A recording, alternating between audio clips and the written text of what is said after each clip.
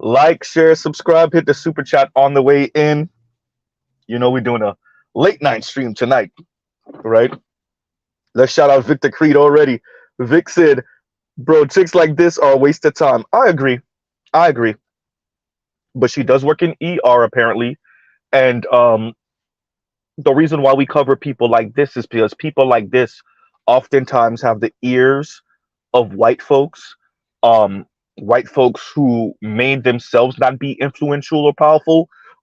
But we already know with white folks, they're, two, three, four steps removed from someone powerful, influential, millionaires. They're maybe five steps removed. They can easily find themselves in a room with someone influential and say, "Oh yeah, I work with a young lady, and she just she tells me how horrible the dating scene is in the black community and how horrible black men are." And there you go, right? So the reason why we cover these things is to vindicate ourselves, to defend ourselves, right? To protect our image from bitter, angry, daddy issue having ass women like this young lady, right? Y'all heard the chaos. Y'all heard it. Daddy issues, um, getting piped down by non-black men, and somehow blaming black men, admitting that she's the issue with non-black men, but then black men are the issue for her, right? So we already know who people like this are. I'm covering this still. Shout out to the media, man. First of all, for bringing this to our attention. Shout out to Kendra G for interviewing this young lady. You could even see Kendra G was getting frustrated with the BS. Her cutting Kendra G off, but that's a lot of technical issues. One of the reasons why she was cutting Kendra G off, but she was also cutting Kendra G off to try to intercept Kendra G, because you could see Kendra G could read the BS. She's like, wait a minute, so white men treat you better or non-black men treat you better, but you're not in a relationship with one of them currently, right? So like, it's fascinating. Okay, so let's get into it. Let's give me a second. Phone is over here doing its own thing. All right, let's cover these things. Fine. All right. So she's out of Missouri and she's 30 years old. That's the important part. Out of Missouri, 30 years old, baby mama. Okay. Nothing surprising there, right? Nothing surprising there. All right. I need to know from the brothers from the Midwest, right? Missouri. Is this standard issue um black woman in Missouri, right? A young lady with this type of attitude, this type of rhetoric, who thinks she's saying something, who has daddy issues, is anti-black male, and is a divestor sitting on the fence, right? I agree with Media Man. We need to kick these women off the fence. Ain't Because what she's really doing is trying to use the mythical, magical white man as a gaslighting technique, as gaslighting rhetoric to get black men to fold and bend to her will, right? It's always the same thing. I date these white men, and they're saying "I love you" within 2 weeks, and they're paying for everything, and they're doing this and they're doing that. But it's just me, It's just me. But when I date black men, they have baby mamas, and they have baby mama issues, and they're unemployed, and they're lazy, and they're dusty, and they're cheating on you, and they're cursing you out. Wait, so understand the juxtaposition. What you're saying is, when you're dating white dudes and Latino dudes, because let's be clear, if you're in Missouri, that's what it is. When you're dating these guys, you're the problem. When you're dating black men, they're the problem. So black men are the problem when you're dating black men. But you, as a black woman, you're the problem when you're dating non-black men. Interesting.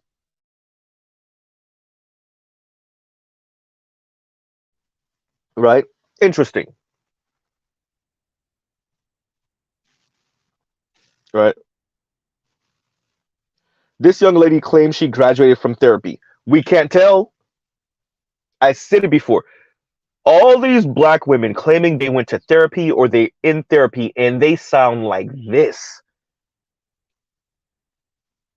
All these black women claiming they're in therapy or they've done therapy and they sound like this.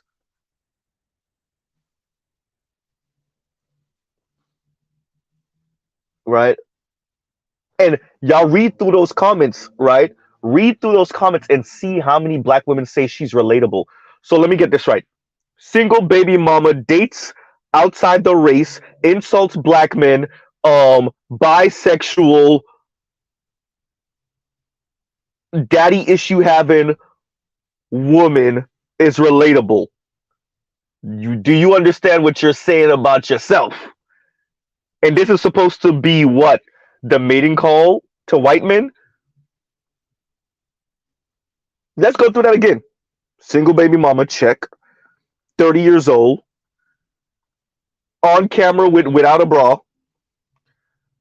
Clearly without a bra. Cool. Right? Like I said, single baby mama, daddy issues, swirler divestor, bisexual, black woman. Huh. Huh.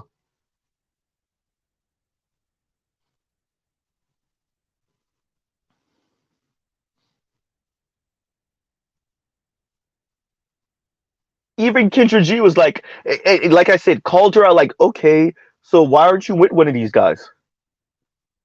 And the lady said she admitted that she has sex too early. She has sex too fast. Oh boy. Now she's saying she's not having sex until she really gets to know a person and they're settled. Bruh, so you just admitted that you were to pass around, bro. So what you're admitting is that you just fast and loose with all men, black men, white men. Let's be clear what probably happened to this young lady. She did whatever she wanted to do with black men. It didn't work. She swore us off. She went outside, dated non-black men, got played, piped, what they said, rode hard and left wet. Now she still have the anger and the angst towards black men because you know they always do. But the white guys did her the same, and now she's on some black men ain't ish, but I'm open to them. Nah, stay over there.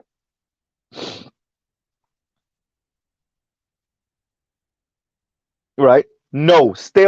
All this weirdo. Hey, what I said, the internet will expose us all. Haven't I said that? You let them talk long enough.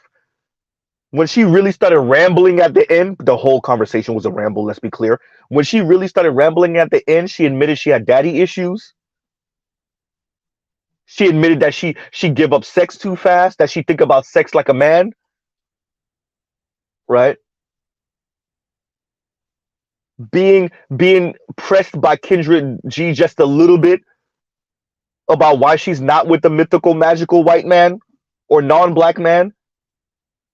She pretty much admits that she's the issue. Well, sometimes we don't connect, and just because you're a good person, and yawn. You're rambling. You're rambling.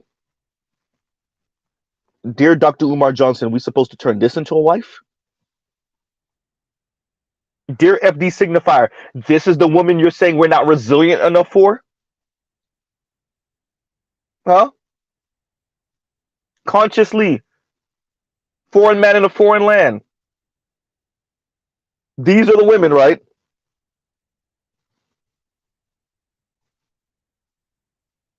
A weirdo loser chick that's 30 out of Missouri.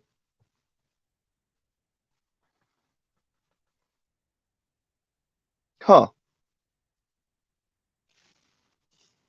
These are the women that the black community swears by that black men aren't stepping up for.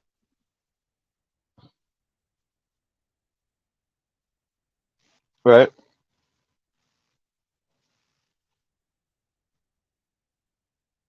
This young lady says the non-black men, she pretty much says the non-black men treat her better, but it's her who ends it. She's the problem in those kind of situations. But then turns around and says black men are the problem when she dates black men. Alrighty then. Right? She says essentially black men in her area are not up to par. They lie, they cheat, they lie about their income. and their bad baby fathers. Missouri, it ain't looking good, Missouri. Missouri is not looking good.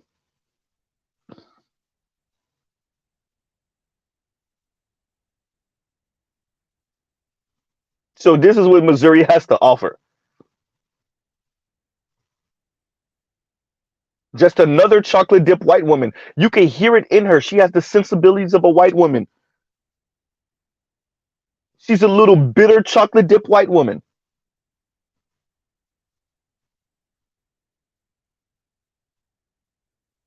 All the negative stereotypes about black men, she probably still likes getting black pee. And as a matter of fact, y'all caught that at the end when Kendra G asked her when was the last time you were sexually active, and she said I declined. I declined to answer that. Oh, so that means yesterday, not even 5 minutes ago, 5 minutes before we started streaming.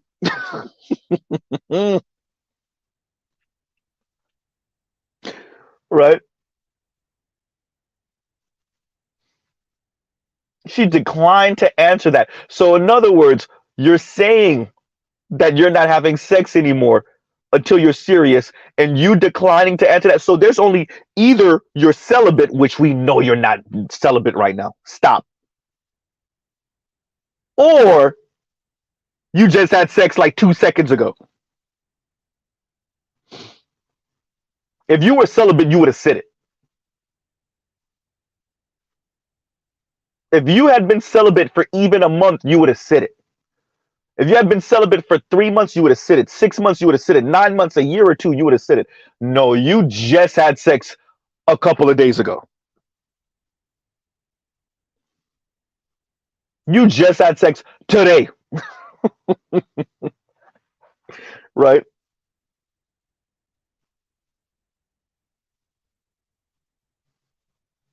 All that talk. Yo, bro, every time her back was against the wall, it was some equivocation somehow. I declined to answer that. That mean you just had sex like 2 seconds ago with all your, yeah, I'm not having sex anymore. And yawn.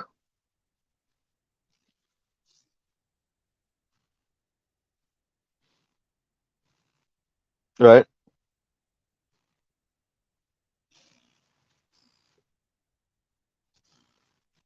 Dear black men, it's not your job to prove yourself to women like this. I'm not speaking to the black manosphere specifically right now.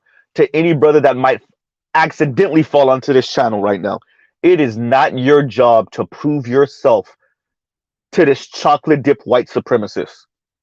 That's not your job. To this chocolate dip white racist woman. It's not your job to prove yourself to women like this. It's impossible to prove yourself to women like this. It's not your job, and even if you took it on as a job, you would fail. Right? You imagine trying to prove yourself to a woman like this? First of all, I don't believe that that's a man's job. Secondly, even if you took it on, you would fail horribly, miserably. She's a basket case. Mr. Z don't even like talking about people like that, namely black people, not even black women. You can't do nothing with a woman like this. And she claims she took therapy. BGS says, who is her baby daddy? Some mixed dude, she said, German and black something mix, something or another. Right? You can't do nothing with a woman like this.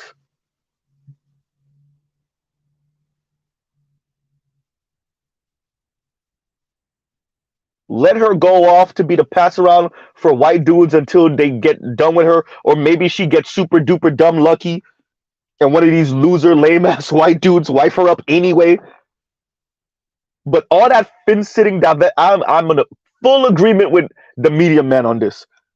All that weirdo borderline, I'm a divestor but kind of sort of not. I am but I'm not. Or I'm a divestor that still has sex with black men, or I'm a divestor but I'm still kind of open to black men. You just gotta pay the black tax, right? BGS asks, so why is she trying to date black men? You know, one of those situations where it's a black person that resents other black people, but then they gotta go on a black platform to say it, right? So they walking around with a blowhorn, or they're on the top of a mountain with a blowhorn. I don't F with you Negroes, right? They're on the black side of town telling black people they don't mess with them.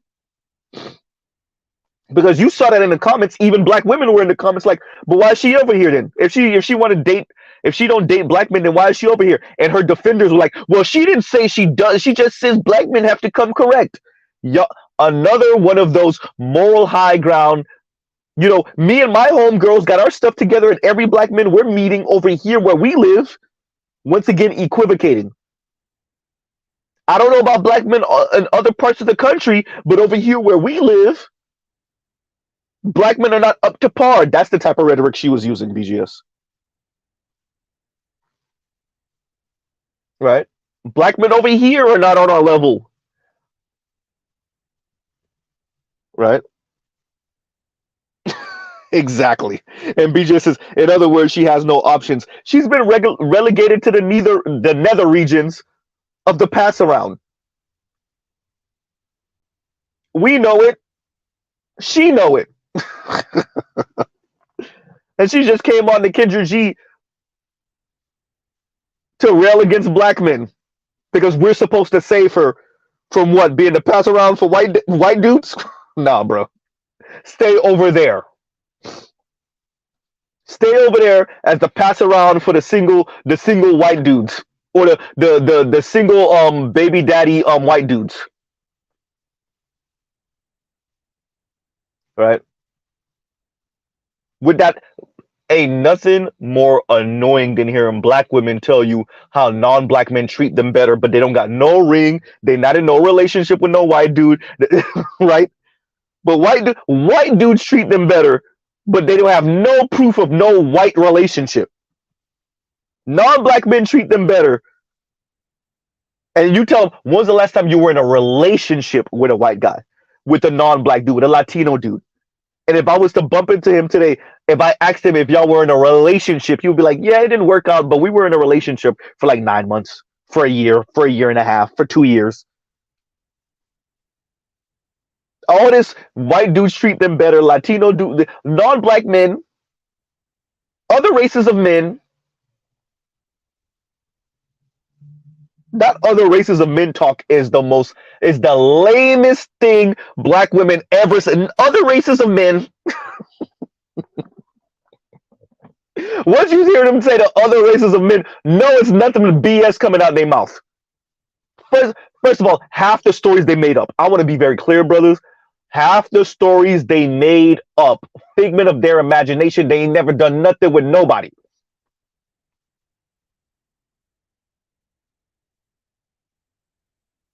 Then for the rest of them, most of them are lying. No, you didn't got piped by a non-black dude. That's what it was.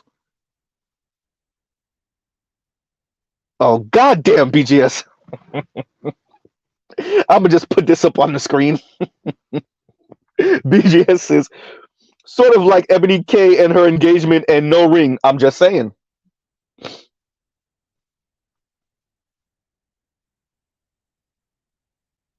Spademan, and this is exactly what it is. And Spademan says she's getting the crying swirler treatment, but it's our fault. She's dusty. And that's what she's saying. But she got daddy issues, which she admits she has. My dad, he was controlling. Right? I'm a military brat, but he was controlling, and then he married a white woman. And oh boy. Okay, all right. He mistreated me and my mom, and okay, all right.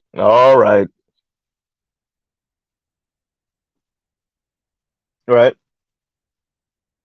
She's 30. She has another maybe 40 years on this planet, 45 years on this planet, 50 years on this planet. She's 30. She's broken like this at 30, everyone.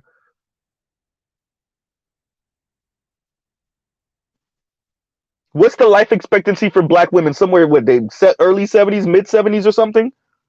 Late 60s? She's not even halfway through her life and she's broken like this. Dr. Umar Johnson, what can anyone do with a woman like this?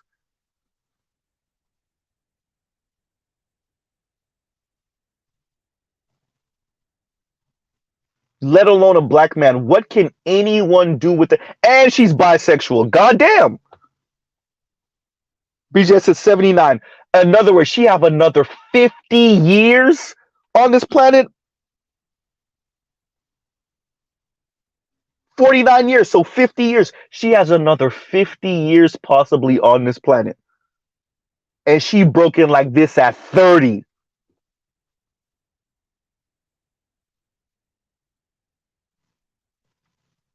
What is she gonna do with for a black man except drive them into an early grave?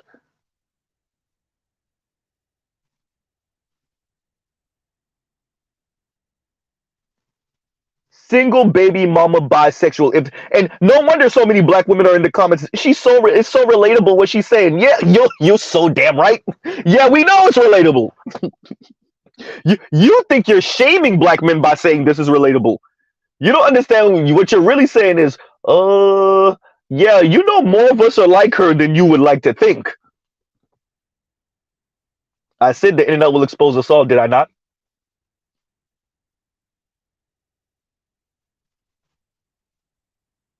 So y'all admitting y'all are single baby mamas who couldn't make it work with black men, tried doing the swirler thing, that didn't work either, and y'all bisexual. That's what y'all admitting. What she's saying is so relatable. Do you understand what she's saying? Right?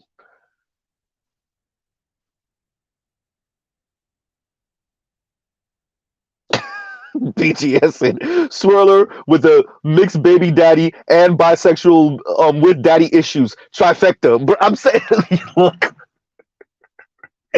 man, the internet. I love the internet. Y'all have no idea. Because we all it's not us black men. We're not crazy. It's not us.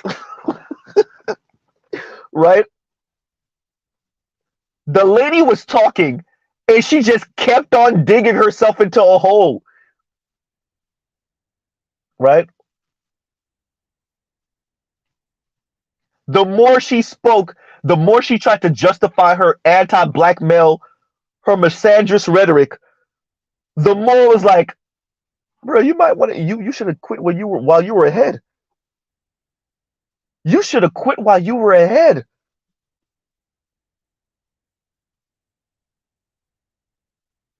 No wonder this video is damn near almost 40 minutes long.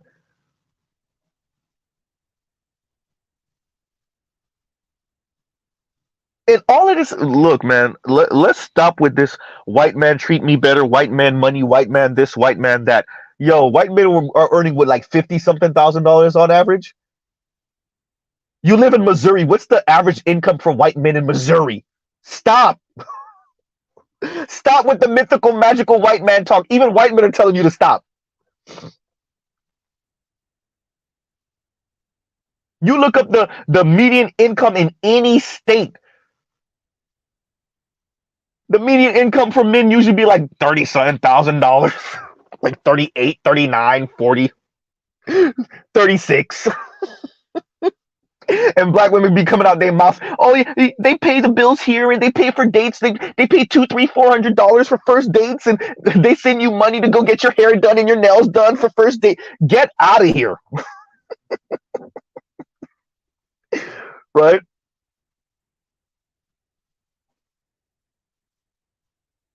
See, y'all, look. These people are speaking like we're not in the 21st century. Dear ladies, black men have these things in their pockets, not the BBC, that's a mini supercomputer, and they can look things up at lightning speed. So you may not want to come out your mouth stupidly or ignorantly like you could have back in the 90s, in the 80s, in the 70s, when you used to gaslight black men about these mythical, magical white men and how much better they are, right?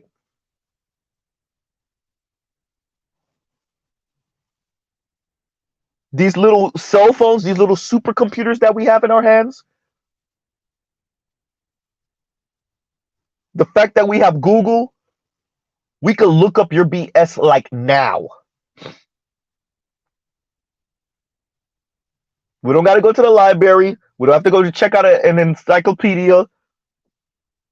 No, we can look up the BS you're saying now.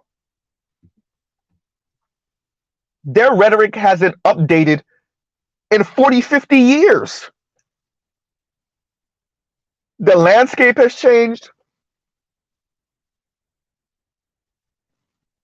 Our data is up to date. Their rhetoric hasn't changed in like 50 years, 60 years. Goddamn.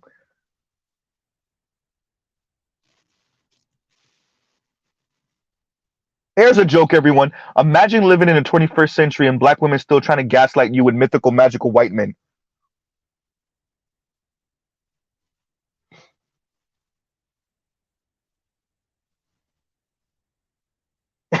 Spain man, for real. Spain man says, but why let data and proof get in the way of good old math? For real. Right? Michael Ross said he's crying laughing. Right? AB Media says your smartphone are just as strong as your laptops now. And then their rhetoric is somewhere stuck in like what 73. Right? D-Scott says most black women haven't updated their 1979 software to the 2023 version. LOL. Look, bro, it's bad. Look, I'm not gonna be one of the millennials, one of the as I get older, that defecates on Gen Z. Oh, well, I'm gonna try my hardest. And upcoming alpha. I do feel sorry for y'all that y'all gotta date these type of chicks, the younger millennials, the Gen Z. Oh my God. Right?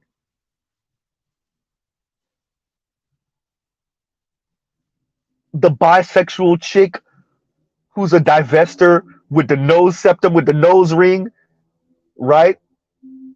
She got the nose ring on with the septum, with the unk, with the continent of Africa earrings on, right? The unk freaking necklace with the Africa earrings with the septum, right? While getting piped down by a white dude, right? Supposedly pro-black feminists talking crap about black men. Did I not just describe like 80% of black women that's Gen Z right now? Right?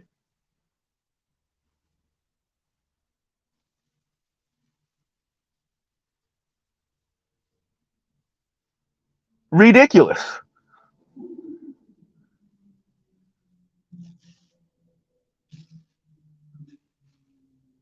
She rambled, everybody. She rambled a lot. She rambled a lot.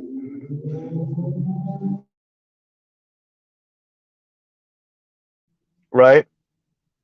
She admits that she has parent issues. She admits that she has daddy issues. And she rambled a lot.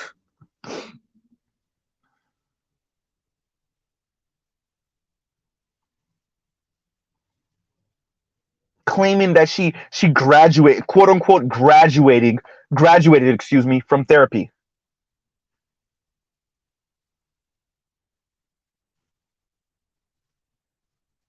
Right?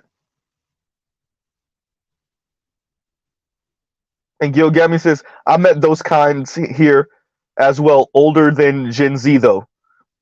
And once again, D Scott, thank you for the super chat. Right?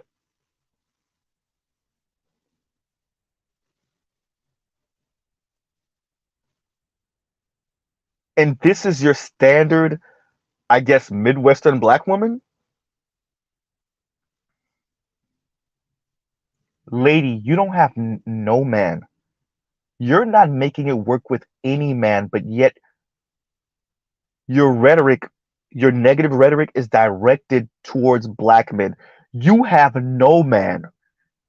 You're not making it work with any man right now. White, black, Latino, Asian, stop it. How many Asian men live in Missouri, right?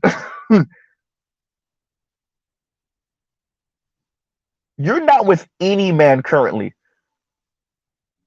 And look at the angst. Look at it. Look at the rhetoric.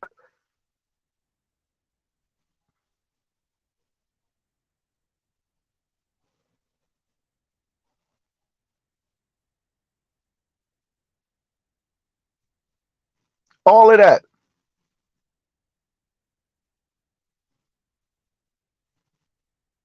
You pretty much admit to being loose as a goose.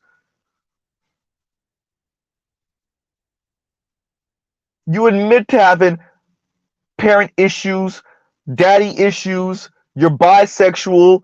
Oh my God.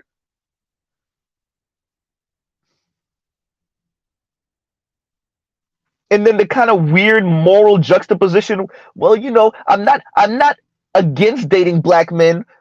Just have your stuff together.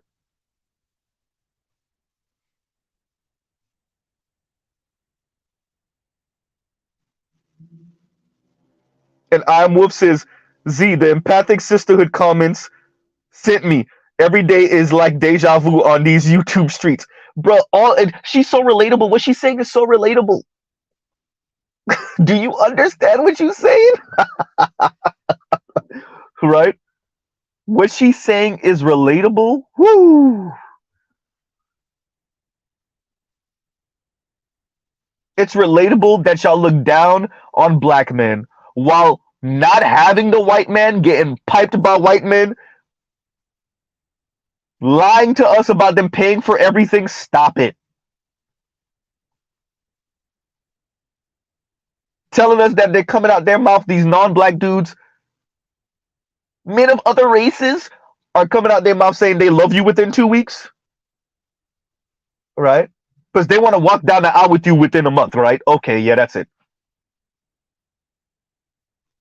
And it's just a gaslighting technique. The black manosphere understand this. For any non-black men that just happen to be on Mr. Z's channel right now, look, whenever these black women come out their mouth with these mythical, magical white men, Latino men, I'm not even going to say Asians, that's not a thing. Tell them, prove it.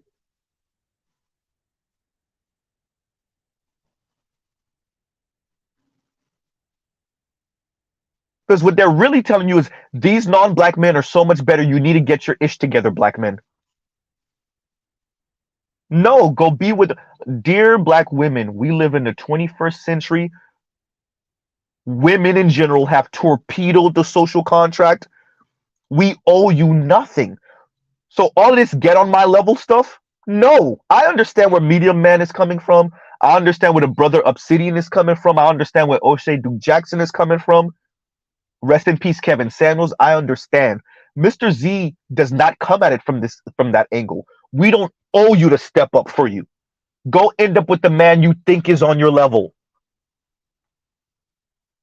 That's women in general, all across the West, all across America, and Black America specifically. We don't owe you that. That's where Mr. Z comes at it from. That's the angle. Get on my level. You're not on my level. The men are not on our level. We're outpacing the men. Okay. Date other women then. If you're a black woman, well, wait a minute. Black women are already doing that. Whoops. If you're a black woman and you've decided that black men are not on your level, they're a waste of time, then you go out and you date a few white and Asian Latino dudes, not Asian. Stop it. That's not a thing. And let's be very clear. If we say you're dating them, then you're just piping. So you date a couple of white and Latino dudes. That doesn't necessarily get you what you want. You're not garnering the results that you want. then date other women. Let's be very clear. White and Latina women ain't really checking for black women like that. So there you go, black women. Right? There you go. And I will continue to sound the alarm on this. This is why so many black women are bisexual or just straight up lesbian. Bisexual is just, I didn't have no choices with men, so now I'm with women, black women. So many black women are same-sex loving and in relationship with other black women. Because you can't make it work with any man, not just with black men. You're talking crap about black men. You can't make it work with any man. That's why you're bisexual. That's why you're lesbian. We could cut the crap with love is love, and we're open to love, and yawn.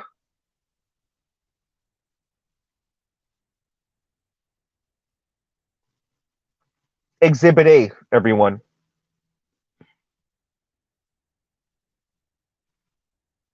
As I said, the internet will expose us all. The longer these people talk, the more they prove us right. And what we should do. Hi, Oprah. What we should do. Hi, Terry McMillan. Right?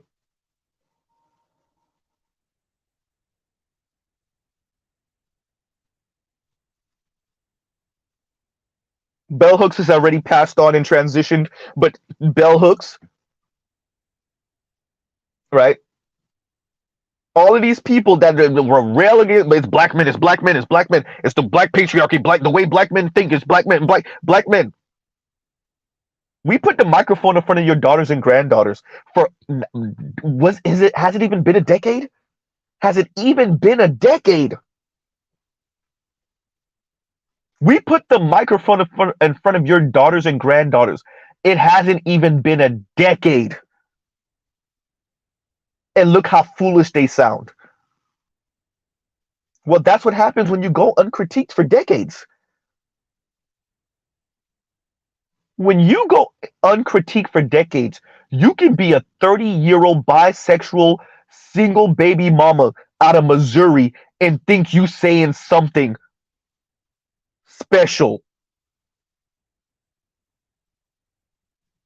by criticizing and insulting black men. And essentially telling them to get on your level.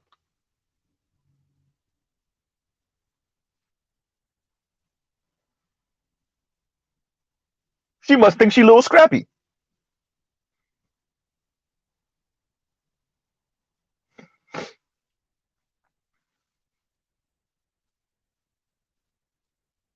Right?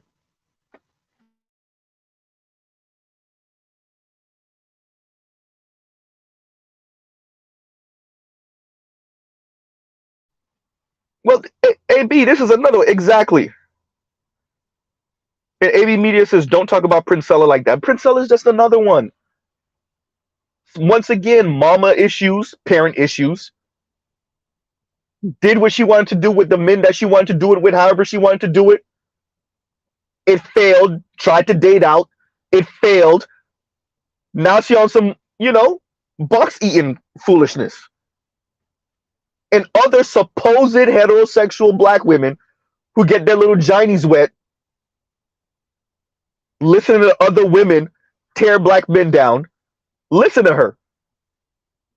And there's absolutely nothing wrong with that. That's beautiful. It's beautiful to hear that supposedly heterosexual straight women agree with the clearly same-sex loving black woman who tell you we essentially need to cull the herd of men. There's too many men because for her it's too much competition. Oops.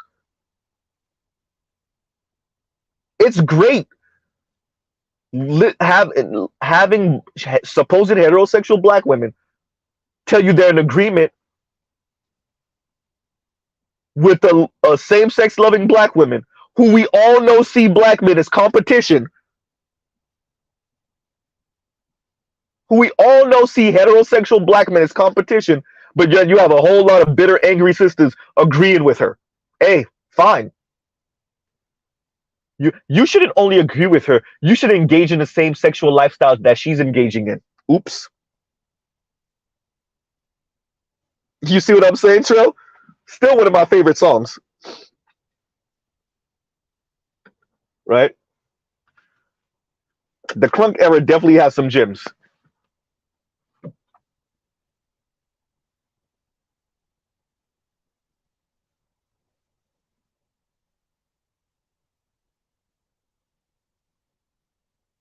Everything, they are who we thought they were. Everything we said, it actually is kind of frightening. It is kind of frightening when you're like, wait a minute, y'all really saying it? Wait a minute, y'all really saying it? Like I said, y'all really say it, but then you really said it, right? Like, and by the way, remember, she offered the bisexual thing because someone said something in the comments. She's like, well, yeah, I am bisexual.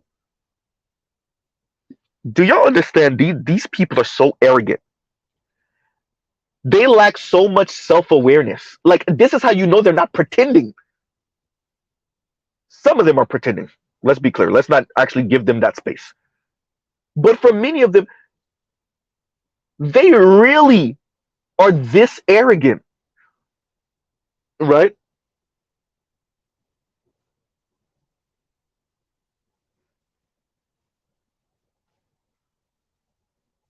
They're so arrogant. Well, yeah, I'm like having sex freely and I'm bisexual, but I still want all the greatness of a heterosexual, nuclear, family thinking and feeling black man.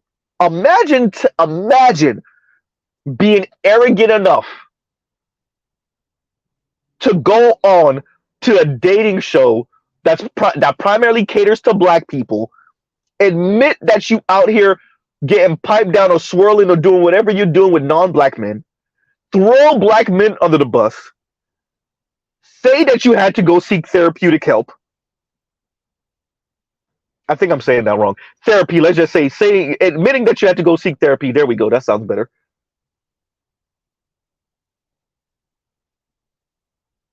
Right? Gaslight black men with these mythical, magical non-black men. Once again, admit that you're bisexual. Admit that you have sex too fast. Admit that you think about sex the way men do. Like she said this. Like Mr. Z's not putting words in her mouth. I'm not misinterpreting. No, her words. I might have had sex too fast. I think about sex the way men do.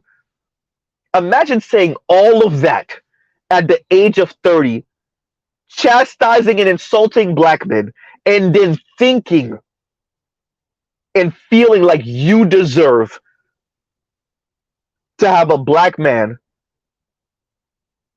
that's going to take you seriously as a potential wife. Imagine the arrogance.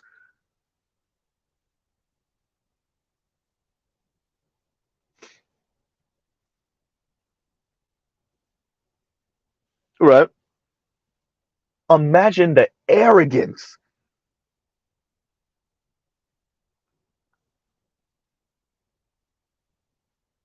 And this is who Dr. Umar Johnson was chastising the brothers from the Daily Wrap-Up crew about. Women like this.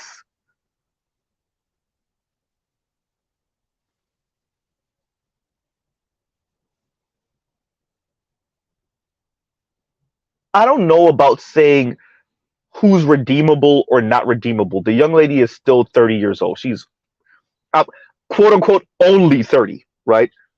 But can anyone say, like, what can you do with this?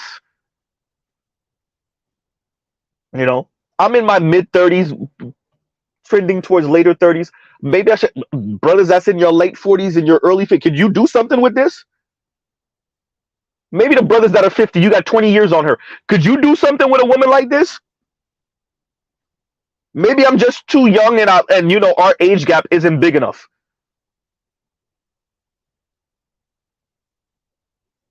For you Xers, could you do something with a woman like this? 30-year-old single baby mama, bisexual. with daddy issues,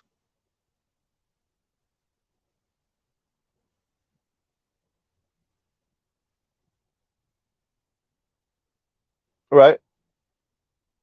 With white sentiments.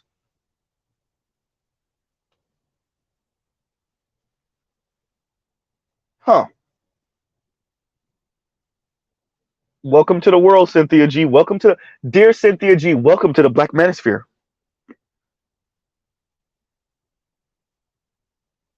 Table of one will direct you, right?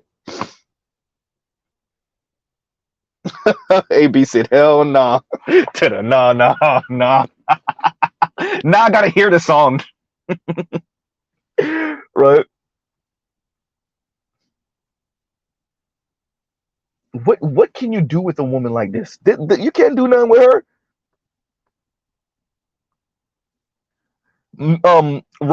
Mike, it might be from a. She said something like her ex is and I think ex husband may possibly, right? Design. I can't. I'm not even gonna read that out loud. Funny and accurate, but I ain't even gonna read it out loud. I'm gonna just put it on the screen. Y'all go ahead and read that. 5, 4, 3, 2, 1. All right. But Mike, um, she apparently the child is from a mixed German and something other white and some type of black mixed dude. Apparently, right?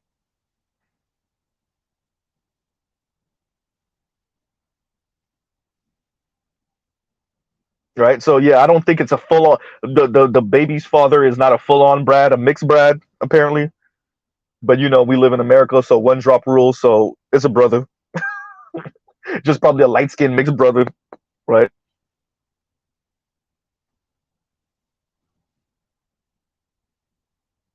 And the reason why this matters is because people like this young lady may not be necessarily influential or, well, she has her just a little bit of not even stardom, just, you know, was on Kendra G and, gave her first name and we know she lives in Missouri. But it's not about her. It's about that particular rhetoric and other black women like her who have had the ears of influential non-black people, particularly white people. And their rhetoric continues to be black men are not on our level, black men treat us so bad, black men are sexist, misogynist, transphobic, homophobic pigs, black men treat non-black women better. And she said that actually, didn't she? Black men here, they date white women. I'm not against interracial dating, but they put white women on a pedestal, bruh.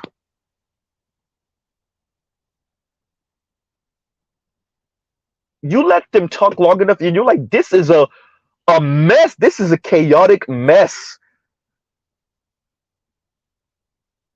This is a chaotic mess. I remember years and years ago, Tone, I think it was an episode he had Zoe on with him. And Tone had a lady call up, sister, I think she was attending Howard, so a young lady.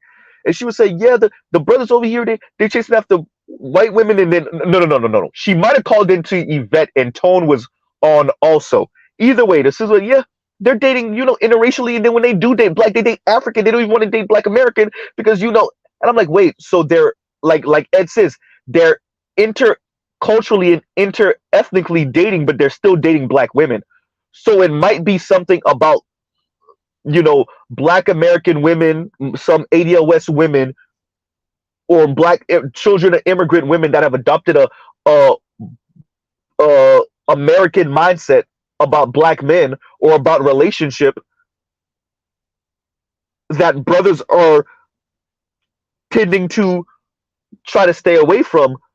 You don't see that as an issue. You don't even know how to think about that necessarily. Right? You don't even know how to think about that necessarily.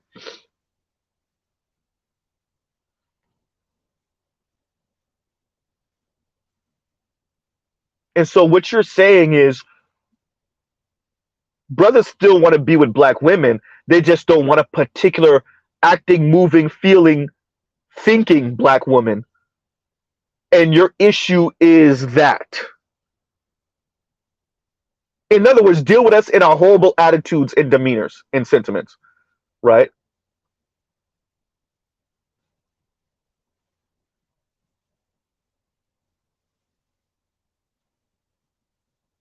Right?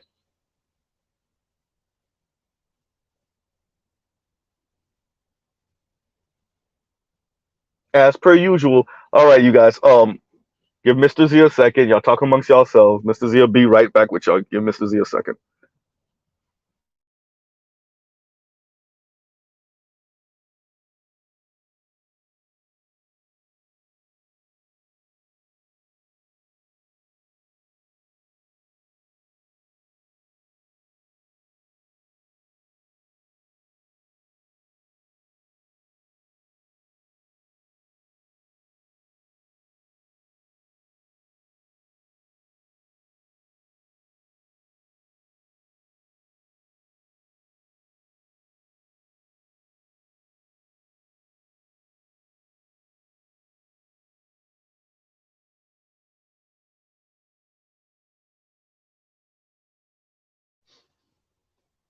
All right, Mr. Z's back. Mr. Z's back. All right.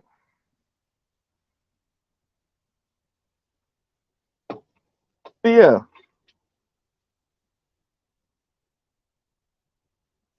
So this is hey, you imagine the arrogance. Hey, I love social media, the internet, these people telling you what they really think, what they really feel. Sometimes they're putting on, sometimes they're attempting to gaslight, almost all the time they're attempting to gaslight. But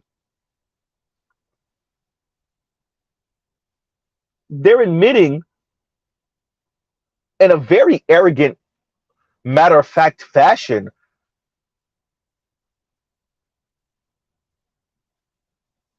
that they do and they are super critical of black men. That they are charging you with a black tax for not being a white man. Right? They are charging you with a black tax for not being a white man.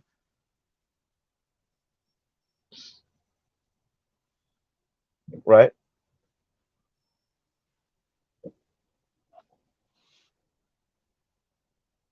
This young lady just straight up told you she railed against black men. She started off this. As a matter of fact, from my understanding, this is her second time on.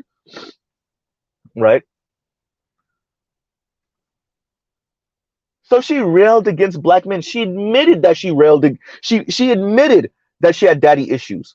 She went off on black men. Started the stream off, speaking that way. Started the conversation off speaking that way. And then don't got nothing to show for it. Don't no white man, no Latino man, nothing.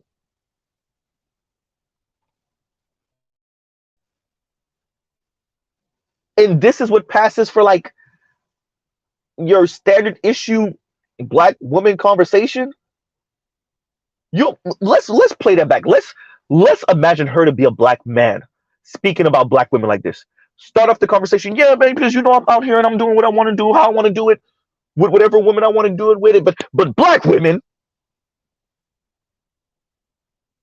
right?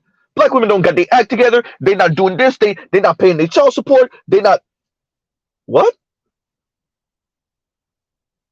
They lying about their income. They lying about their body count. They lying about this. They lying about that.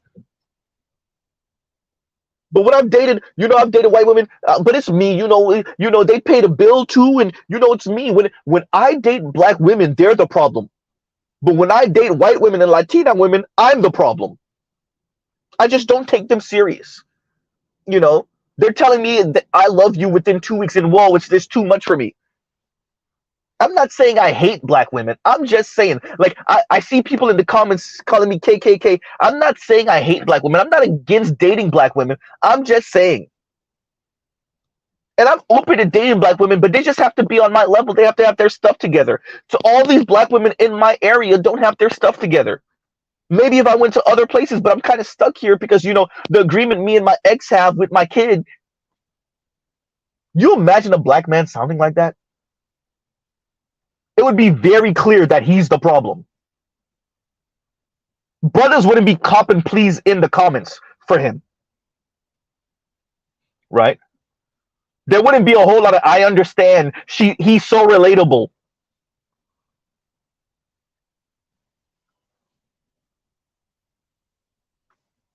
First of all, we don't even talk about he's so relatable.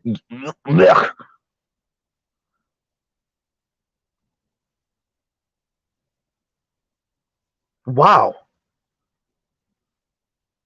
Oh, by the way, then the brother would be like, "Oh yeah, by the way, I'm bisexual." I see people in the comments saying he might be bisexual. Yeah, I am. What?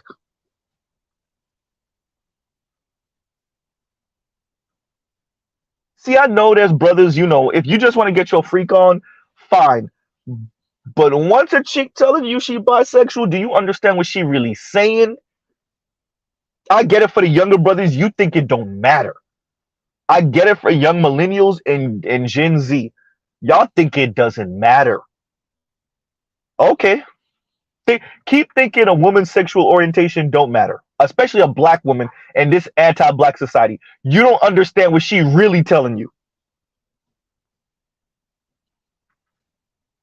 And that's not Mr. Z railing. Y'all already know Mr. Z is on the left, so I don't care what you do with your genitals. But do you realize what she's saying when she's telling you she's bi? When she's telling you she's bi, do you understand what she's saying?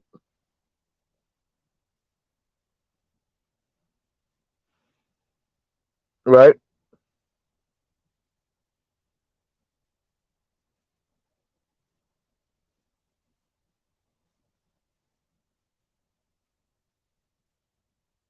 And Gilgami says, not on a stream, a group conversation I was a part of during an event here in Canada. It's only I told the brothers that they realized she indeed said she tried white men before. Just bitter. Right? And that's all this is. Y'all listen to that ramble. It's I can't find the man that I'm looking for. I need somebody to relieve me of some of this stress. These bills got to get paid. I'm a single baby mom. Somebody come save me. I'm out here giving it up. I'm throwing the vagina at these dudes, hoping it would hook one of them, and it ain't hooking nobody. It's not hooking the black men. It's not hooking the white dudes and the Latino dudes. Right?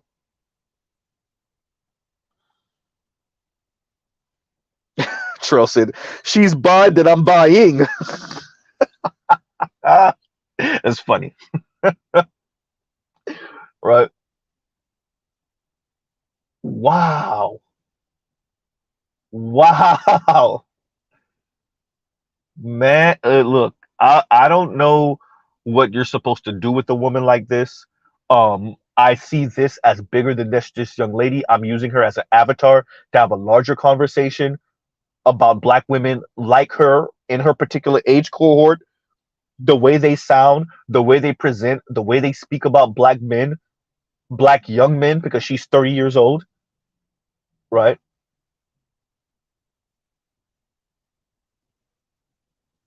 I'm using the way she speaks and the fact that she's so matter of fact as a way to have a conversation about black women like this being the ones that have run the conversation about black men and black women for the better part of 50 years, 60 years.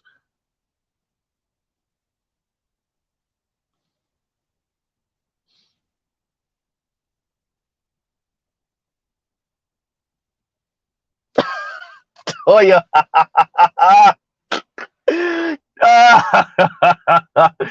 So you trying to say are they good for a starfish? Toya says these be the same women that lack core strength and can only ride for 30 seconds. That's the vagina being thrown. You trying to say I gotta do all the work with that too? So I gotta pay bills, right? I have to pay the majority of the bills, if not all the bills, let's be clear. But she didn't say that. She actually said something reasonable, what, 45, 50, 60 grand? I think she said something like that. She'd be okay with, okay, cool. I don't believe it, but okay, cool. Let's take her word for it. Right. Now somebody said she had her I'm not even. I'm gonna let that one go. I'm gonna let that one go. So in other words, I gotta work when I'm at work. I'm probably gonna have to do chores when I'm home. And then I'm gonna have to work even to get my orgasm too. Okay then. Right? Hysterical, Toya. Right?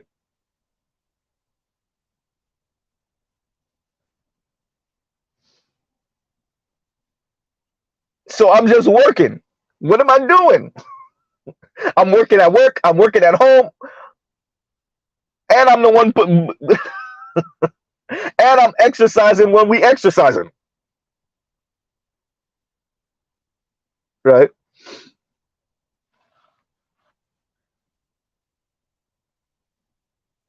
For a person, let's be very clear, who probably thinks, "Oh, I could have did better if I could have just landed the white guy." Uh, and these are the people that Dr. Umar Johnson, these are the people that Dr. Umar Johnson was chastising the brothers from the Daily Wrap Up crew about. Right? And y'all like, share, subscribe, hit the super chat.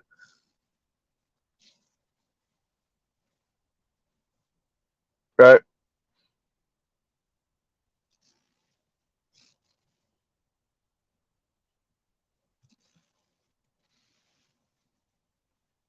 Jeez. Okay, so look, there's no reason to keep on beating this up. I'm gonna put the link in the chat for a little bit. I can talk for a little bit, right? So and y'all like, share, subscribe, hit the super chat, super chat, and yeah, because I want to hear what y'all got to say too. You know, yeah, and hopefully for those of you that definitely for those of you that checked out the link in the description, y'all let me know what y'all think because. Whew, and y'all, if y'all disagree, just let's and we can have the conversation. But I don't really know what you can do with a woman like this. As I said before, I think this is bigger than her. I didn't mean that pun. That was too easy. I didn't mean that pun. But this is a bigger conversation than just about her. Ah, and yeah, because this has been the predominant sentiment that we've seen in media coming from black women for decades, right? And that's why it's important. It's important that we cover this to once again protect black men's image in the face of women that speak like this in the presence of black people and of non-black people about black men. And you just have to let them talk long enough. That young lady doesn't think she said anything wrong. She thought she made perfect sense. And as you can see from the comments, a bunch of other women co-sign her and think she made perfect sense also. Right?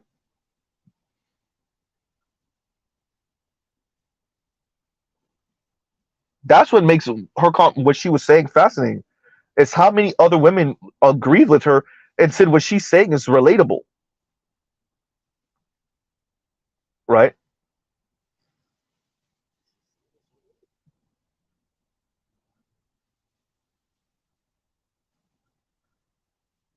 That's what is fascinating.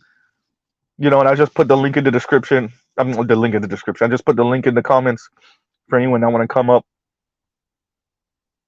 But yeah, y'all be careful with women like this. To all you younger millennials and Gen Z, right? Engage at your own risk.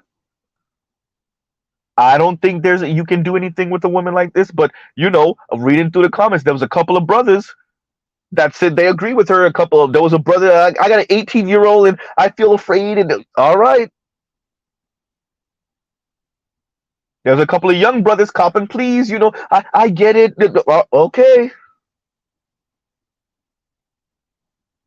Mr. Z doesn't have that insatiable inferiority complex where I can listen to a woman like this speak like this about black men, try to straddle the fence between divestment and, well, I'm not saying all men. I never said all men. I never said all black men, right?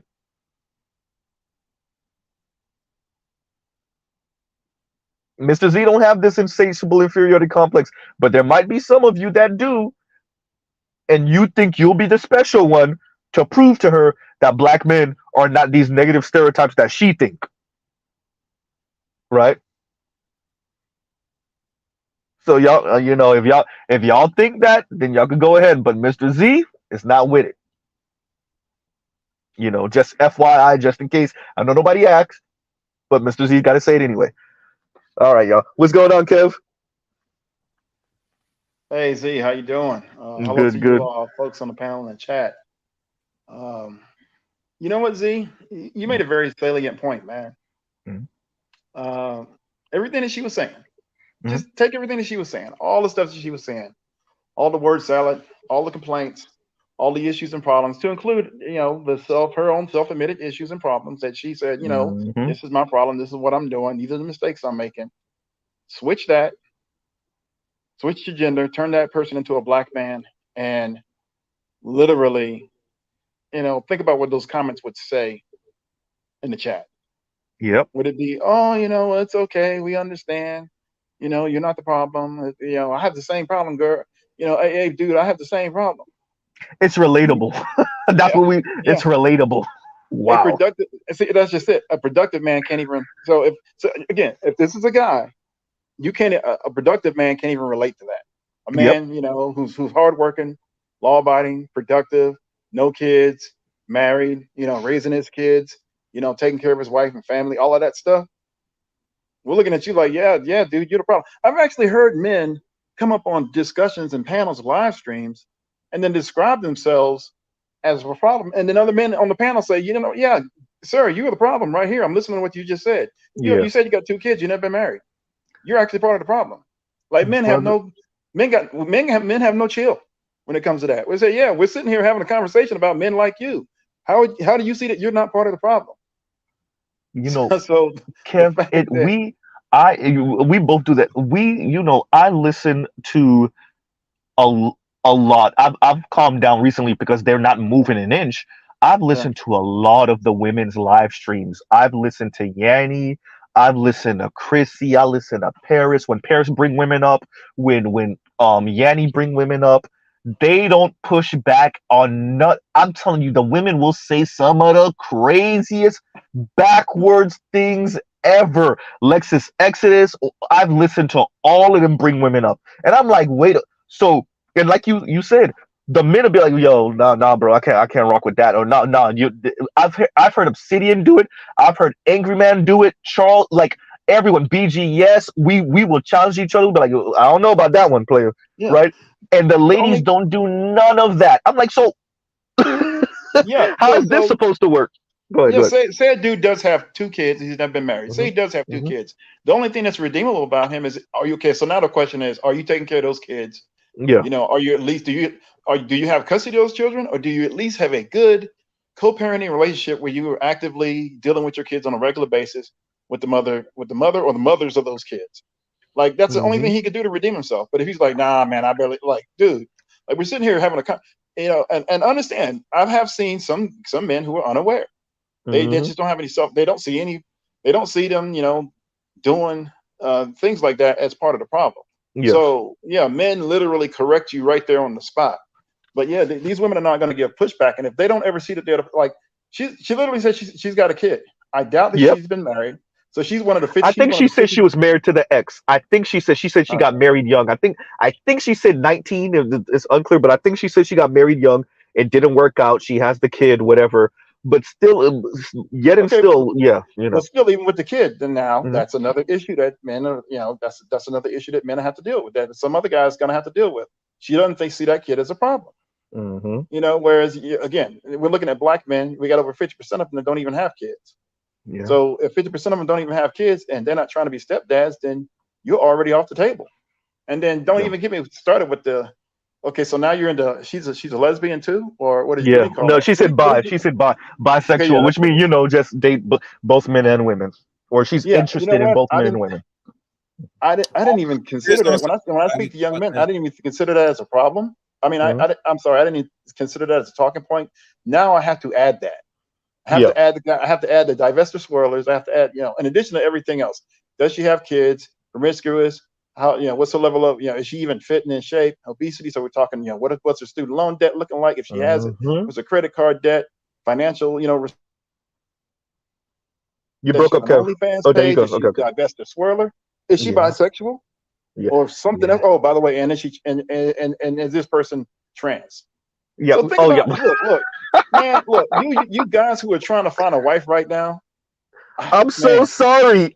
You see what I'm saying? I'm like, God, what type of environment is this for brothers like 35-ish and younger, 38 years and younger? What type of environment is this? This is complete dumpster fire, right? let me ask you, And and I'll say this, and I'm Mhm. gonna let you go to somebody else. And if you Okay. have the audacity, the temerity to even point it out, you're somehow bashing the women.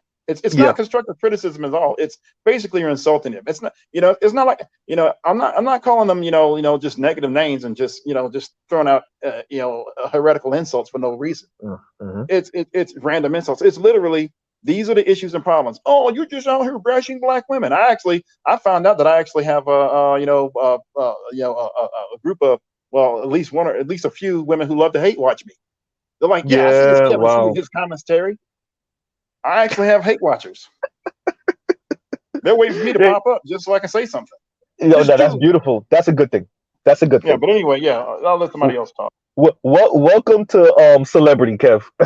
Right. So and Sahel says, before you go, chaos. Sahel says the customer is always right. That's the policy, and you're right. So and that's I think Sahel was referencing when I was saying, like, when you listen to these ladies on these other women's platforms, they don't get any pushback. They don't get any girl, I don't know, or I don't think that's gonna work, but you go ahead and try it or whatever. They don't get that. The only time the ladies get that is if it happens to be a sister that falls into one of these divestment places, and then they be like, "Oh, you marry me," and so they'll get that. But anything that sounds way off, nobody checks that. No one checks it, right? The only time I've ever really seen anything like that checked is and I can't believe I got to give her credit for this, right? Is Selkish Ray. Selkish Ray is the only one that be checking the people in her comments, right? And she check them oftentimes either straight up blunt or with the sarcasm, right? That's the only person I really see, but all the rest of them just let it slide. As a matter of fact, encouraging the delusion. So there's that, and Kev C, Telescope says you forgot STDs. There's that also, Yeah, of right? So, course, but yeah, yeah, throw that that's one a in there. that's a subcategory under promiscuity. Yeah, Yeah. yeah. So go ahead, chaos. Yeah, man. What this was on the I'm trying to remember who talked about this. Damn, now it slipped my mind. I know who somebody talked about. Is what you're talking about right now about this chick. I think is I just watched Media her. man covered it, I think, also. Yeah. That's him. That's him. Thank you. Hmm. I don't know why it's my Hmm. mind. I ain't got too much on my mind. Hmm. Yeah, man. Me and man is not the first one that's declaring that black men should send black women that do this to the streets. We should Hmm. obviously know that Red Supreme already mentioned this a few years back, a year ago too, about if a black woman swirls, that Hmm. she must be discarded. Yeah. Yeah, but you see, we don't catch these things because, let's be honest, the one has big mic wins. But the point is this: that they should have been always discarded. Other race of man knows if you mess around outside the race, on the average, that they don't want nothing to do, especially if you're dealing with a black man. They don't want nothing to do with you. So why is the exception rule that black men still trying to cape and trying to save or salvage a woman that has been tainted by white cock? You know what I'm saying? Once she gets on her knees and makes the constant to put the white man's nuts in her mouth, it already marks her in for a whole I majority of think niggas. But I think that niggas there. have not got to that point yet because most niggas still, the ones that you see that still on her comic section, what's them, Kendra something, they Mhm. still want Kendra G. access to soil wounds. I don't to think it's say, just that. It's not just that, Chaos. It's the idea, and this is what comes from the black community overall, but it's not just the mothers. The black community teaches and preaches to black men, to black boys, that you are at fault, right? You mm, it's the unforgivable sin of not being born a white man, right? mm, You are not on your sister's level. You are not on your niece, your excuse me, your girl cousin's level. So you have to make up for that. So brothers already enter adulthood seeing themselves as defective white boys and well, adulthood, defective white men and defective black women. So I would argue the reason why you see so many brothers will listen to her speak and then apologize for the rest of us. We didn't ask him to. They will apologize for the rest of us and then try to make up for whatever weirdo imagination she got going on. It's because these brothers truly believe black men are at fault, black men hurt you, and I'm a black man, so let me make this right. Let me prove to you that we're not all bad. Let me prove to you that that I can overcome your negative stereotypes and ideas of black men, right? It's my job to ingratiate myself to you. And so, that's just something to consider. Yeah, I think, bro, because I hear what you're saying, and there are the desperate dudes, and there are the dudes that in the compromising situations, so they'll date a chick like this and let her do whatever she want to do to them. But I truly do think that there are solid black men who would hear her speak, and you see it in the comments, who hear her speak and say, you know what, she's right. You know what, I'll date her. I'll make her a good, honest woman. And then you see them in divorce court in 5 years. So 5 years. right. But go ahead, Chaos, basically and finish up in actually go ahead, Go. Scott, and then we'll double back to Chaos. Go ahead. Go ahead, Chaos. yeah, man. So, like I said, that's where I'm at it with it, Mhm. And like I said, Kendra says she want people really do reactions, but fuck that. Mhm. Fuck that. You should do reactions to all content. I don't give a fuck Yeah. what it is. Don't be afraid of shit. Listen, you put the content, you put it throughout the whole public to see and consume. You know what I'm saying? Yeah. We are going to do reactions until the end of time. We are going to call out your bullshit. We're going to call out your weakness. We're going to call out what your disdain, hate, and we're going to test and put you through the test, including, when they're talking about saying that women are, going the other side and that is natural. I said, no, bitch, that's what the white people teach you. It's unnatural for us. Don't tell me what's natural. Get the white man's thing out your mouth, please. Pretty please. I don't want to hear about what's natural. See, one thing with her, because I had her on years back, I might just do an upload and let people know what I had. Oh, you had Kendra G on, you said? No, I had Miss Clark on my channel. Miss Clark. Priscilla. Oh, did you? Oh, yeah. Oh, okay. Yawn. I will oblige you, and I will probably find it and re-upload it back. You get me? For those to see what was back then to now. I'm telling you one thing I told the other brother. She is a business person. She knows how to sell. So when you hear women watch her content that's more than 3 hours long every day or wherever, it's supposed to draw attraction. She's giving word salad. Even to the point, the word on the street is now she's hollering at Miss G. And we all know if Miss G plays around with her, she's going to lose more credibility than she already has already. Because this woman's supposed to take over her spot. But women don't think foresight. They're going to work together. She's going to get backstabbed. And Miss Clark, wherever she is now at 60, it'll definitely get her to the 100K range if she network with someone that has a bigger channel that has 100K. That's what she's fighting for right now. And she's going to accomplish this because women, by default, are stupid as fuck. Next person. Hey, nothing funnier in the world than watching a same-sex loving chick who got to this place from anger and bitterness and mommy issues and daddy issue. Just a completely broken person that everyone knows is same-sex loving, now leading supposed straight black women and negative rhetoric and ideas about black men. It's worse than the jokes write themselves. I don't even like. This is like a movie. Seriously. I don't Go know ahead, D.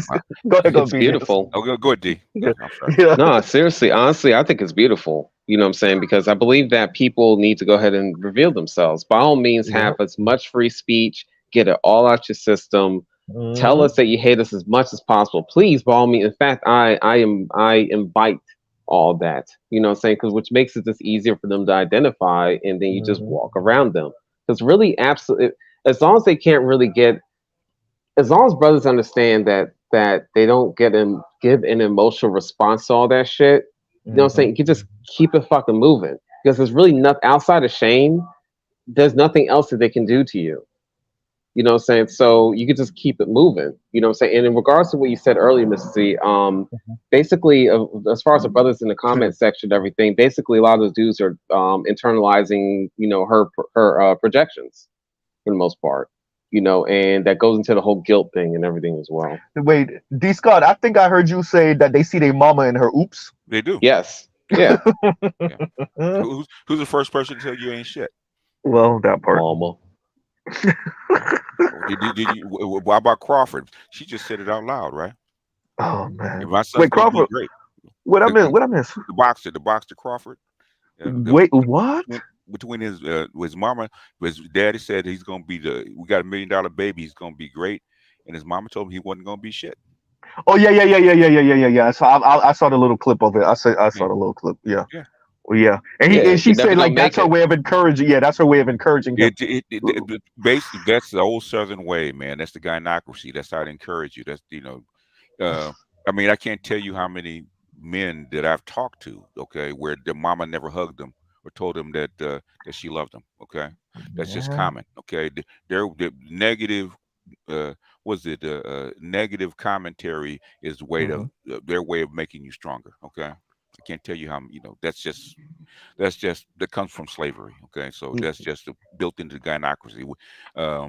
When you finally meet a woman that will speak a lot, encourage you, tell you love her and hug, be affectionate, man, that's that's rare. Basically, that shit is being passed down to the little girls now. So the Klingon spirit is still with you.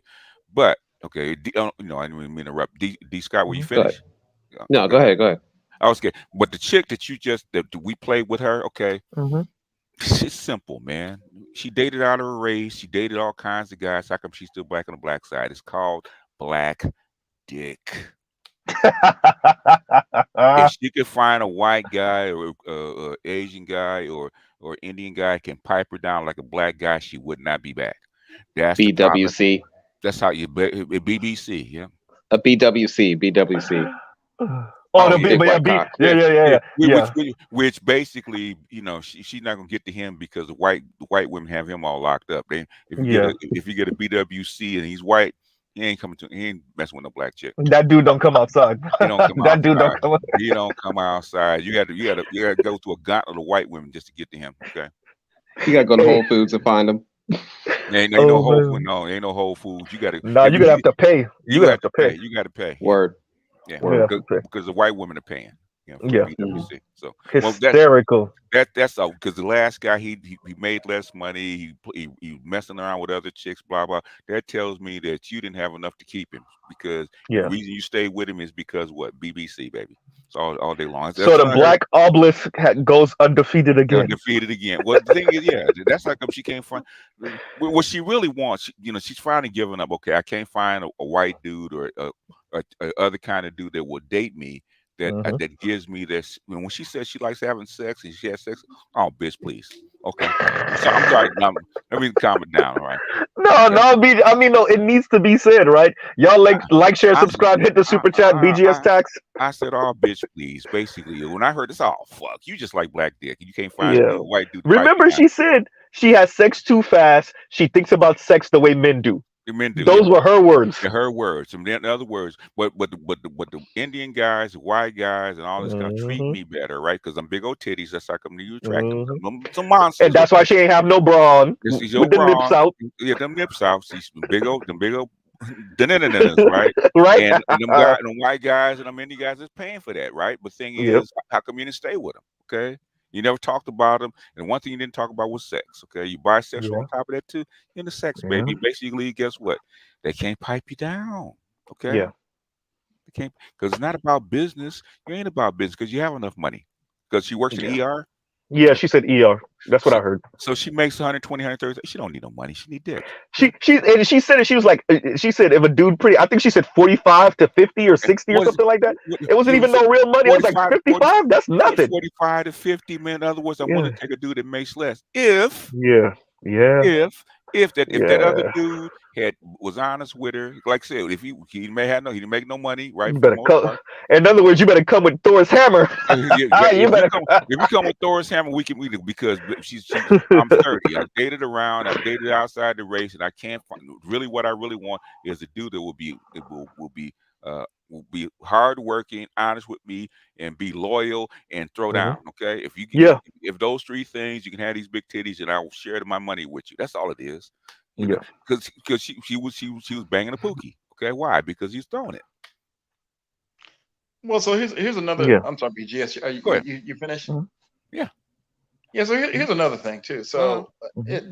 this whole thing that non-black men, the white men, the Hispanic men, all these Asian men, they treat you better. Look, you guys gonna have to step up and start marrying these women.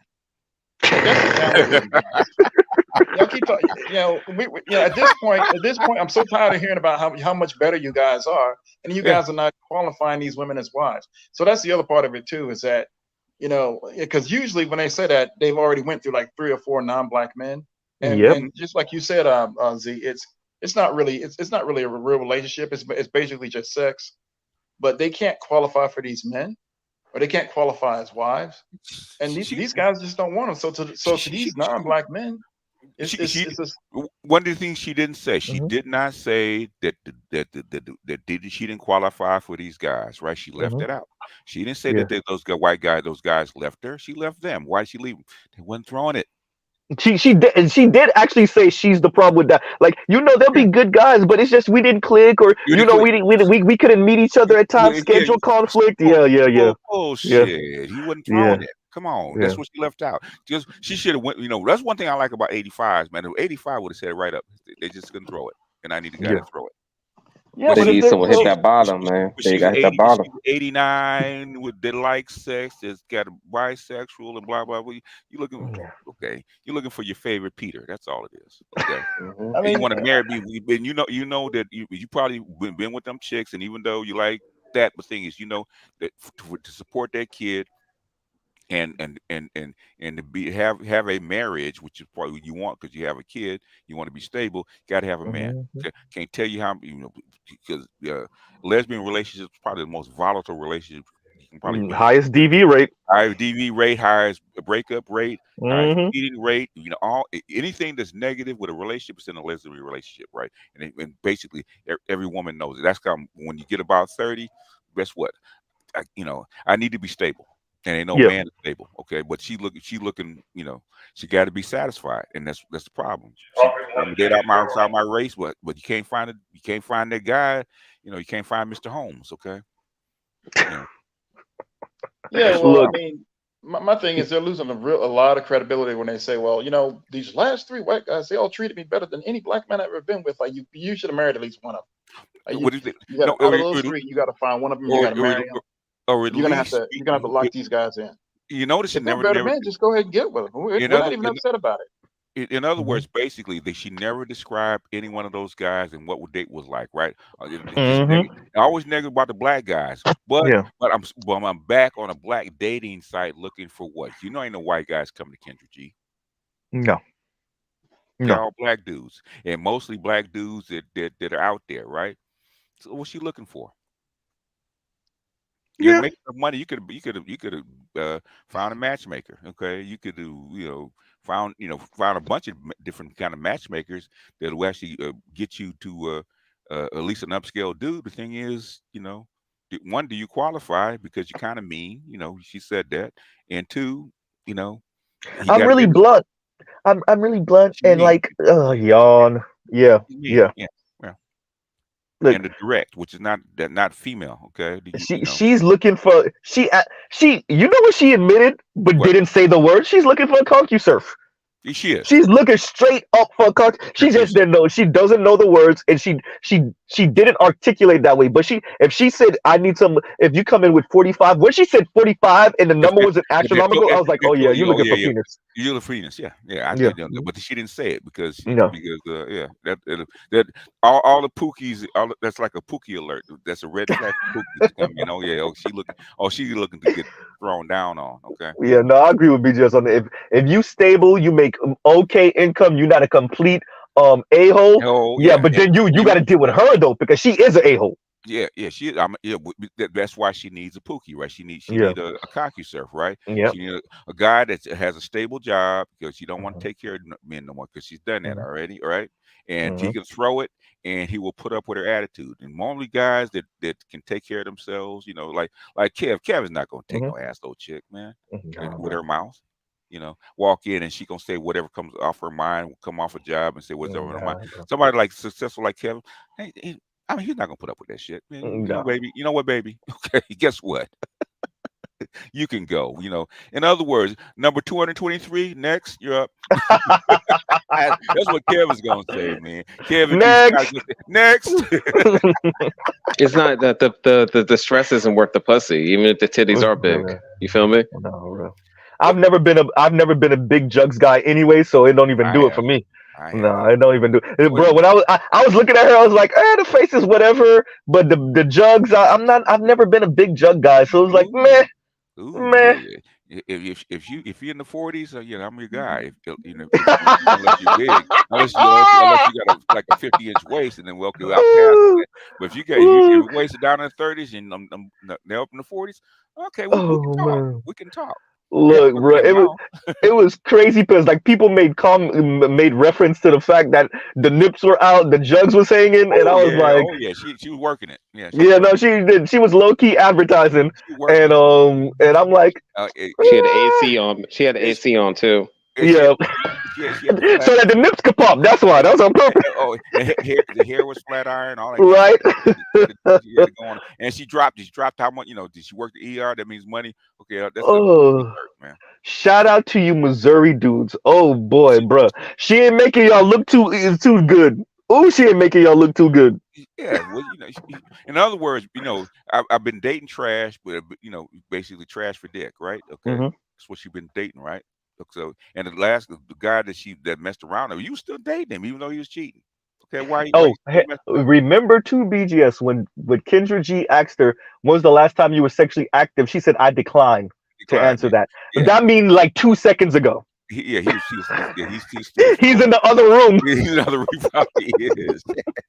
But let me jump on. I did 6 hours on Priscilla, but let me jump on Priscilla for a quick. Go ahead. When I first y'all like, share, subscribe, hit the super chat. Go ahead. When I first heard her, why you need to break down to calling her a pimp? Because I did. When I first heard her, she says, "Oh man, she pimping." Okay, but thing is, if you want to attract a lot of women and have them listen to you, be believed, if you have the cadence and you have the voice, the cadence. She sound like a brother from the Nation of Islam, BGS. But mixed in with pimp out. If you listen to, true. Go back and listen to Sinful to P, right? Yeah. Sounds just like him. He was trying to say there ain't no female pimps. He tried to tell that you trying to pimp, okay? You can't do it on the streets, but the thing is, guess what? You can do it on the internet. If that's how come she. I get what you're saying. She pimping. That's all she did. Yeah. And if you talk shit about 2 ways to actually make money in this business, especially if you're a female, talk down about black men and come with some kind of pimp language. That's 2 ways. She's combining the 2. Yeah, because I hear the pimp language. I hear the whole divine feminine, hotep, but mixed with Nation of Islam. The delivery is a brother from the Nation of Islam all day, every day. But the ideology is a mixture of all of this weirdo gumbo crap that she threw in there and mixed. Where do you think the Nation of Islam learned to speak like that?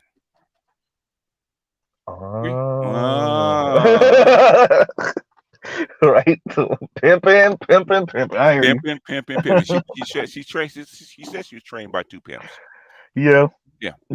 So She did. She yeah, said they she did. played. She got played out of 40 grand, and she got Yeah, played out of 2 grand, and oh boy. oh yeah. She so she knows how to. She's learned how to combine it. So in the internet, YouTube is just a way to actually deliver it to females. You can't do it to guys because guys don't respond to that, but women do. And and what's one thing they're not looking for is logic. They don't care if the logic doesn't match. All they Yeah. care is the emotional hit. That's all they want. Oh yeah, Wow. girl, I'm a queen, and they can't keep up to me with me, and Yeah. blah, yeah, Yep. She said all of that. all She that said all stuff, of that. yeah, all that stuff. And But then that's 5 + 2. Yeah, yeah. gotcha. And people didn't catch it, right? 5 + 2 I did. equals 7, right? Yeah. And No, I caught it. and guess who the 2 is? Yeah, no, men with it too. Me. Men with a Yeah, 2. men with it too. The lesser Yeah. of the equation. Mhm. Okay, she did it on purpose. Man. And she kept on saying the 2. You can't do nothing about the 2. I'm not even worried. When she started getting irate, Yeah. I'm not talking about the men. F the men. I'm like, bro. Oh, you really broken. Oh, No, you broken. no, she's broken already. But Yeah. the thing is that why she went on a breakdown, why she continued the interview, I don't know, because actually you're ruining your brand by being on there. Now you got to patch all that stuff up because it's out there, okay? Because you got exposed, because all women do this, man. If you hit that emotional nerve, and especially a woman that talks, she cannot shut up. She told her whole game because in like 15 minutes. and a whole game. Yeah, well, she couldn't stop. They try to stop Yeah, her. Hey, we're not trying to get all this. No. I want to tell it. Yeah, Get it all out, baby. I said, Sister George only asked her one question, yo. How'd you get here? Yeah, how'd you get here? And boo, off she went, right?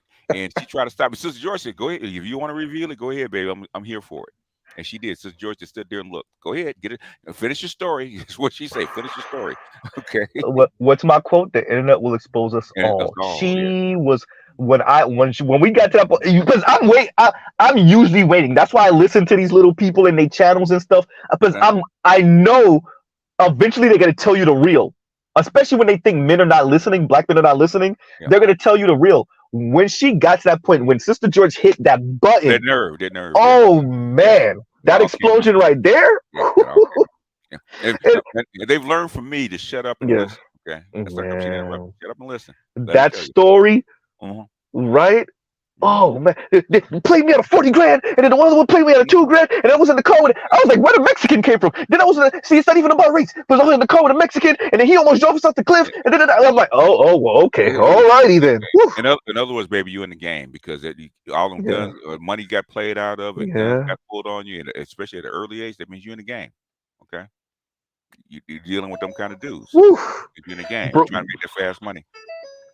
And she just went on. And the thing is, it's not black men. It's not about black men. And I'm like, yeah, it is. The more you tell us it's not, that mean it is. It is, yeah. You're a little broken ass. Yeah, what aren't you saying? She's also sending the bad signal out to black women by doing that. With those keywords. Yeah, exactly. Yeah. How many white women are signing up on her channel? Yeah.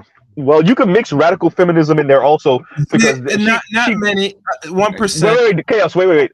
You can mix radical feminism in there also because she is advocating for thinning the herd with men. Like there's too many men. We need them just to procreate, but there's too many of them. That's why you ladies don't value them. There's too many of them. She's essentially calling men useless eaters. Really black men, but she going there with it. She's trying to go there with it, Yeah, well, we're in Auschwitz now. Then, no, hell no, please. Please. You let her talk. You get was it Why the Last Man if you do that kind of shit? But no, I understand that, but you let her talk because she said that. She said there's too many men. That my issue is there's too many men. So what you want to do with them then? Yeah. Use them for sex, right? Fuck them, I'm about to say, just fuck them. That's it. Yeah.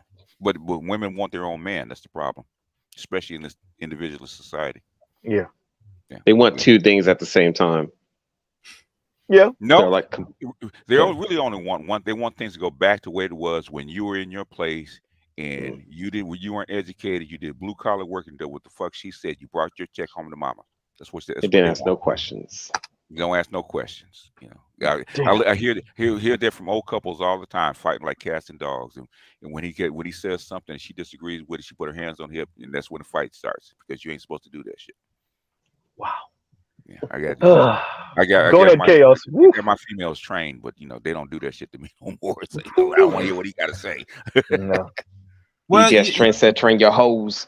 And none of my hoes, what I'm saying, the women in my family, that first 5-hour argument when she can't get past that logic, okay, she stops, okay. But they on the other end, they do shit behind your back, so it's two-edged sword. Yeah. God damn. Hey, bro, like, look, between both conversations, it's like you. That's who they are, man. Yeah. But, yeah, the thing is, what you have to key in is what they leave out. Okay, what is she leaving out? Because she's dating around, she's with these white guys. She's not really explaining why it breaks up, but everything's bad about the black men. She's trying to get the black men to step up and combine the two. Okay, so what's missing? Sex. It's the only thing's different. Yeah. Otherwise, you wouldn't mess with poor guys. It was just about the money. You stay over there. Yeah. Whew. Man, look, I want no parts of it. Even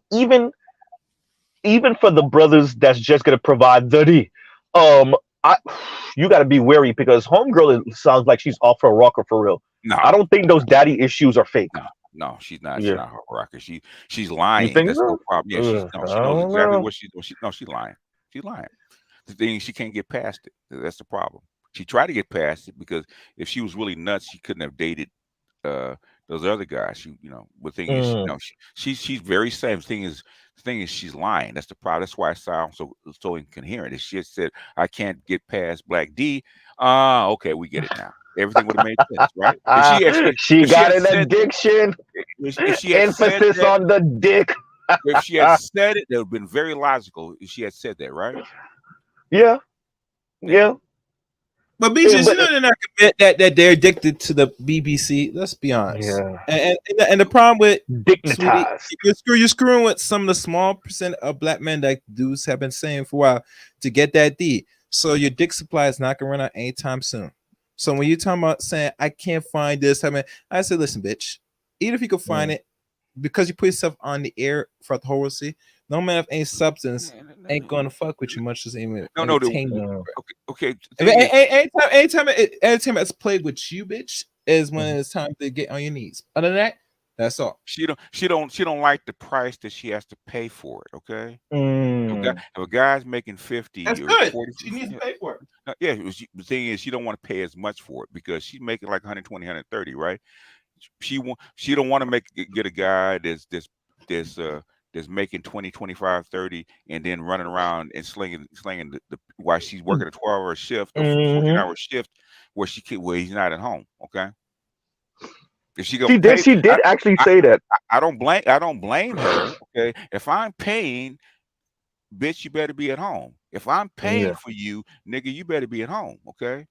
Yeah, she did mention something like that would be nice, but with the sis today, black women in general, I said, baby, if you make more than a man, you're gonna be paying for this dick. Well, remember what she said? She said one of her issues is that and let me put this link in there just in case I want to come up. But yeah, one of her issues is that these men are not taking care of their kids. They lied about she did say they lied about their income. BJ is right. She did say that. She did say that was one of the issues. That was one of the issues. And guess what? He's trying to get in. He's trying to get into the poontang the first time because he's gonna get her hooked. He knows it. And all the guys she's complaining about are traits of lower class guys. Yeah. Yep. Don't pay the child support. Most guys that are making a decent wage are not going to risk losing their jobs and getting in jail over not paying child support. Fuck no. Correct. Yeah. That's correct. Yeah. So when people tell me say that these dudes not paying, no, it's a type of nigga who you decide to put on that has money pay. You fuck a low level nigga, you definitely not gonna ask him because he has fucking nothing. So anytime a woman says I'm tired of guys not paying child support, they put you in a lower class stats, working class and below, at the very minimum, right? Any guys that's gone to school and he has a degree and he's upper class, whatever, or even higher than upper working class, right? Guy making more than 50, then though you Hi Z, how are you doing? You don't like titties though. See? No, I'm not a booby guy. I've never been a booby guy. Everybody never.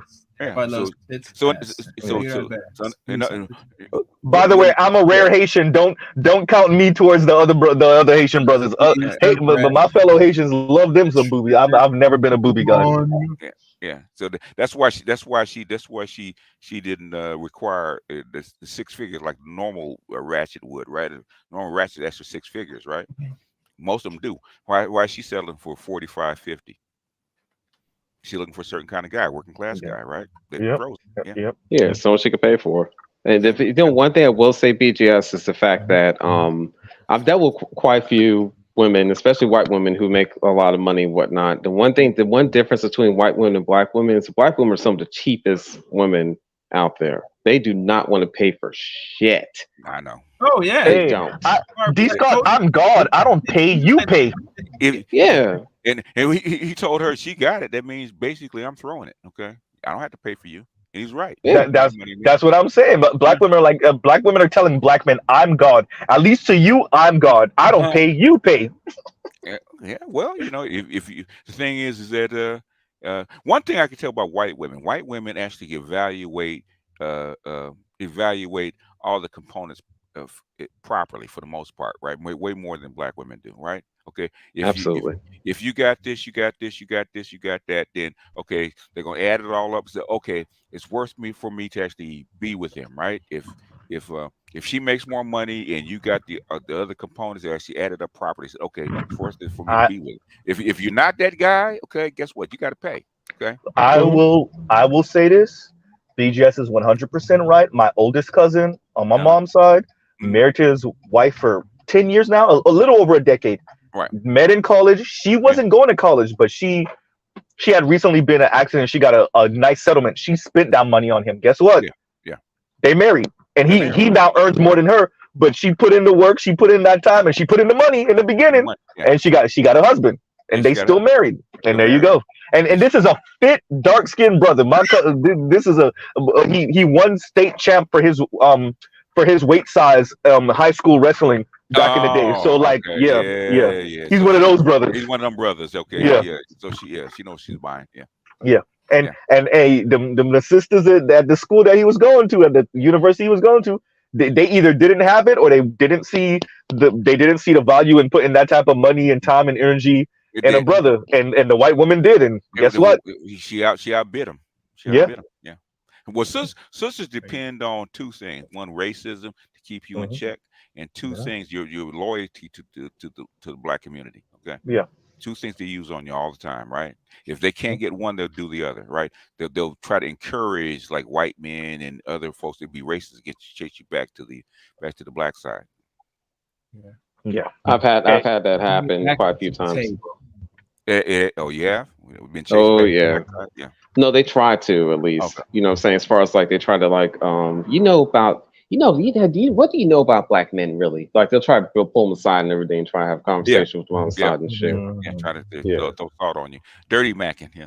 Exactly, dirty mac. I'm like, yo, I have a dick. You got a pussy. Why are you worried about it? But of course, we all know why you're worried about it. But it's the same thing. They worry about passport bros. You know, they hate people like Kevin because he escaped, right? You know, how you escape with your money?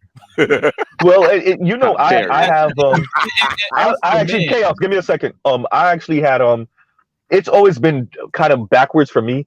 Black women kind of test the waters, especially when I was younger. You look like the type of dude that dates Spanish women. You look like the type of guy that dates white women. Yeah, they would say white women or Latina women, but they say Spanish instead of Latina. It's Latina. Stop it. Just because they speak. Anyway, that's a whole different conversation. Oh, right. But you look like the kind that dates Spanish women. You look like the kind. So they're like testing the waters to see whether I do or not. Right. And it really is excuse me. And it really is I hope you date black women, but you look like the type. And so it's almost like they're preparing themselves for the disappointment. Right. And when I say no, I only date black women. Oh, really? Shut the fuck up. Right? Like I just get annoyed with the rhetoric. But yeah, what were you saying, D-Scott? They have a big ass sigh of relief and whatnot. You can see their shoulders kind of drop a little bit. That still don't mean I'm dealing with your shit though. Exactly. You know, one thing I will say that BGS didn't mention was the fact of loyalty as far as them actually using that. But the one thing that a lot of black women don't understand, that loyalty has a cost. Everything has a cost. You know what I'm saying? So in order for me to be loyal to you, of course, I have to be incentivized to do such thing. You know what I'm saying? So you have to provide certain things for me to do that. But like I said before, they're they're cheap. But the other part of what I meant by them being cheap, not just monetarily, just with everything. Yes. You know what I'm saying? You know, and they expect to get something out from nothing, and then get mad when they don't get it, and then they start spiraling into this. It's like literally there's like 3 different stages of Keisha. You know what I'm saying? Hysterical. I think Priscilla is like close to final form, Keisha. He called the perfect cell. Go ahead. yeah, she's like the final form. Like literally that, like the only way to defeat that is like to like put in the sunlight or throw water on it, some shit like that. Hysterical. But whole but vampire. yeah, exactly. You know what I'm saying? But yeah, that's just, yeah, it's just really, it's sad. It really is sad. But then on the flip side, like I said earlier, I'm happy that this is all happening. You know what I'm saying? At least this will actually tell a lot of brothers like, yo, this is not all black women. But here's the thing though, it's various degrees of it. Yes. You know, what we're trying to, what I'm trying to do, and I think what most of the guys trying to do, is trying to get you to actually decode what they say, right? That's why I take time with people like May and women that I talk to. I'm trying to get you, how do you actually decode what they're saying? Okay. Yeah. What didn't she say? Okay. Because all this stuff that she was saying does not add up. There's something missing, right? Okay. She had a good experience with white guys. They paid for everything. They took her out. They were kind. All this kind of stuff, right? She didn't say that they left her. What did she say? It just didn't work out. We didn't connect. Blah blah blah blah. He didn't. Yeah. When we got to the bedroom, guess what? What was lacking? Womp womp womp womp womp. And she's a sexual person that needs. She likes to have orgasms. Okay, if they don't do it, guess what? Yeah. You know. Yeah. So yeah, she sounds like every other black woman. That's what black women are more. Black women are actually more about looks and sex than any other probably woman on the planet. Yeah. No shit. Yeah. And the funny thing is that once you have a brain, then that pretty much makes a pussy wet. Makes a pussy dry. It depends. Not necessarily. Yeah. Not necessarily. No. It depends. Okay, gotta remember. Okay, sex is only part of it. Also, the other part is genetics, right? Okay, if she's not smart, she's gonna look for a smart guy, right? Because she wants her kids to have that. Okay. So got to remember, they look at men as far as genetic parts. Okay, intelligence, height, weight, body tone, skin color, eye color, all that kind of stuff. All that stuff are all components of a man, of a child that she wants, right? So if she's not smart, she's gonna look for a smart guy because she wants to give that to her child. So that's part of it. That's depending on what her list is of importance. Okay. So there's a lot of there's a lot of why this guy's nerdy. How come you had a baby by him? Because he's smart. Okay. So I want my child to be smart. I want my child to have a higher IQ, and I don't have it. That was my second. That's my daughter's mother. Yeah, definitely. So what I'm saying is that when I actually a woman about what kind of guy she wants is give me your top 10. I said, really give me your top 10. I said, well, I don't know what, no, looks are important too. Give me your top 10. Okay. And black women are far more. That's one thing I will say. I'm not so sure about non-black women, but black women are definitely far more vocal about the looks and sexual aspect. Yes, they're far more vocal about that being something important. And the more money they have, the closer they want to their ideal because they're paying for it. They think they're paying for it. Yeah. And they trick themselves out the game. Or they try to get it like a discount. That's like black men don't pay for pussy, especially ones that throw it. Okay. Yeah. Why would I have to? What? I say the same way. Same way. I made my women pay. Hell no. What? Pay for what? I'm 6 feet tall. I got a high IQ. I have athletic body. I'm not paying. Okay. Yeah. Pay for what? I mean, get out of here. I'm not paying. All right. Get out of here. You got to come with something else. Okay. Well, I'm coming with pussy. Not enough. Okay. No. Not enough. And I think I look, as a person who's only dated college educated women since I was what 22, 23, Mm-hmm. they really, when they perceive you as not being a dummy, that's when the issues actually start. The issues actually start, like BGS was saying, first because you don't know your place now.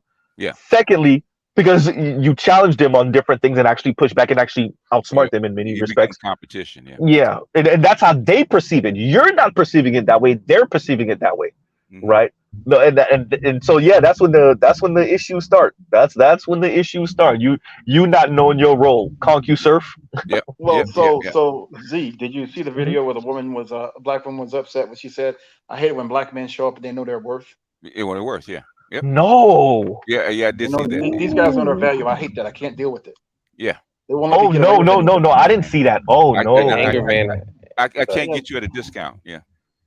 Wow. And the white guy psychic said the same thing, right? A woman that can't compete, with other things will actually look for a man of lower value. Yeah, that goes without saying. But look, I just like that we're in the environment now where their back is against the wall and they just saying it now. Oh, it's beautiful. Yeah. Now I don't know what this is gonna do for social cohesion and for relationship and marriage and intimacy, but it's a good thing that they're actually saying it now. A lot of it is through is arrogance and just dim-wittedness, because I really think the smarter thing would be to shut the hell up, but they can't help it. They can't do it. Yeah, I don't know how this works in the future, but oh well. It'll balance itself out, man. Basically, one thing once guys start evaluating themselves properly, I think it'll balance itself out. Then, do you think that that's going to come about in this environment? Oh yeah. It has to, because things happen faster. Yeah. It's already happening. Women, they don't like to admit it, in public, but yeah, they're already doing it. Already doing it. Adjusting. You listen to her. What did she say? She didn't ask for a guy making more money than she did she? Nope. No, not even. She said she started with 45. I was like, wait a minute. I had to look at the screen. I looked at the screen when she said 45. Wait a minute. I heard that right. And she would go lower if he was good looking. I think that might be her floor. That might be her floor. I think it's her floor, because she makes like 120, 130. She don't want to go but below. Even if she didn't, if she made Missouri, even if she made 65, 70, I think she really, when she said 45, I would say she might mean 40. I'll say that. Yeah. Nothing but 40. But thing she's been married. She got, that's a knock, because she got kids. She makes some good money. She got big taste. She's fairly good looking. So yeah. So what's missing? And she has the ability to actually date outside of her race. Right. She has that ability. So what's missing? Okay, what's missing? Okay, it's got to be that. Yeah. Rest in peace, Bernie Mac. Anyway, right. So yeah, no, that's it. Really, that wow. Hey, I mean, some of us, when you reach a certain level, you're looking for something different. You may not. And what we're also finding out is there are some women, black women, who, especially if they have the resources that they need, they can procure that themselves. Then guess what? They need you for something else. And something else. Yeah. Right. What kind of mix do they want out of their man, right? Because because she got everything. As you said, the white guys and the other kind of guys gave her what she wanted as far as emotional and all that other kind of stuff. What's missing, right? It wasn't money, because they paid for everything, right? What she said, black guys are cheap. They don't want to pay for nothing, right? Yeah. She's one man that got dick, and if got money, even better. She wants dick and wallet. That's what she said. I'm looking for a man on my level. She wants a stable guy that she doesn't have to pay too much for. Gives what she wants. That's what she's saying. Yeah. Well, she put herself in the provider position. That's life. You're gonna have to accept it. See, the problem. No, I don't think. Chaos. Are you hearing what we're saying? She's accepting. No. Let me land. She's accepted the provider role. That's not her issue. No, it's an issue. Yeah. Her issue isn't the provider role. No, it's not. That's why she said 45,000. You know, her issue isn't the provider role. Her issue is that she's looking for the dick, Yes. but not too expensive and not be a nuisance. Not be a nuisance. At least in her mind. And be loyal. Okay. Yeah. If I'm going to pay for it, I There's don't no blame her. loyalty.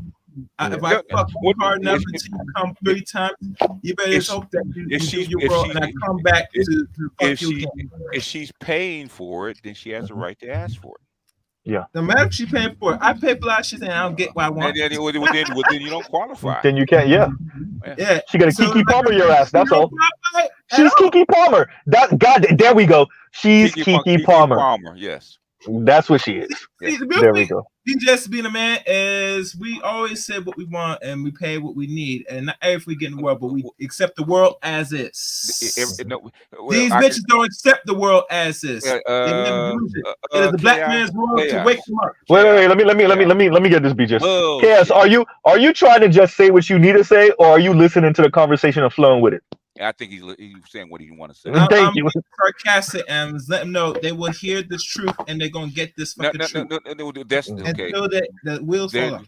The thing is that she can't find a guy that will do that, but the thing is she can't find a guy that's that will make enough. Okay, she's trying to find a guy with those qualities. In other words, she meaning the bums at 20 and 20 and 15. The guys that throw it like that, man. Yeah.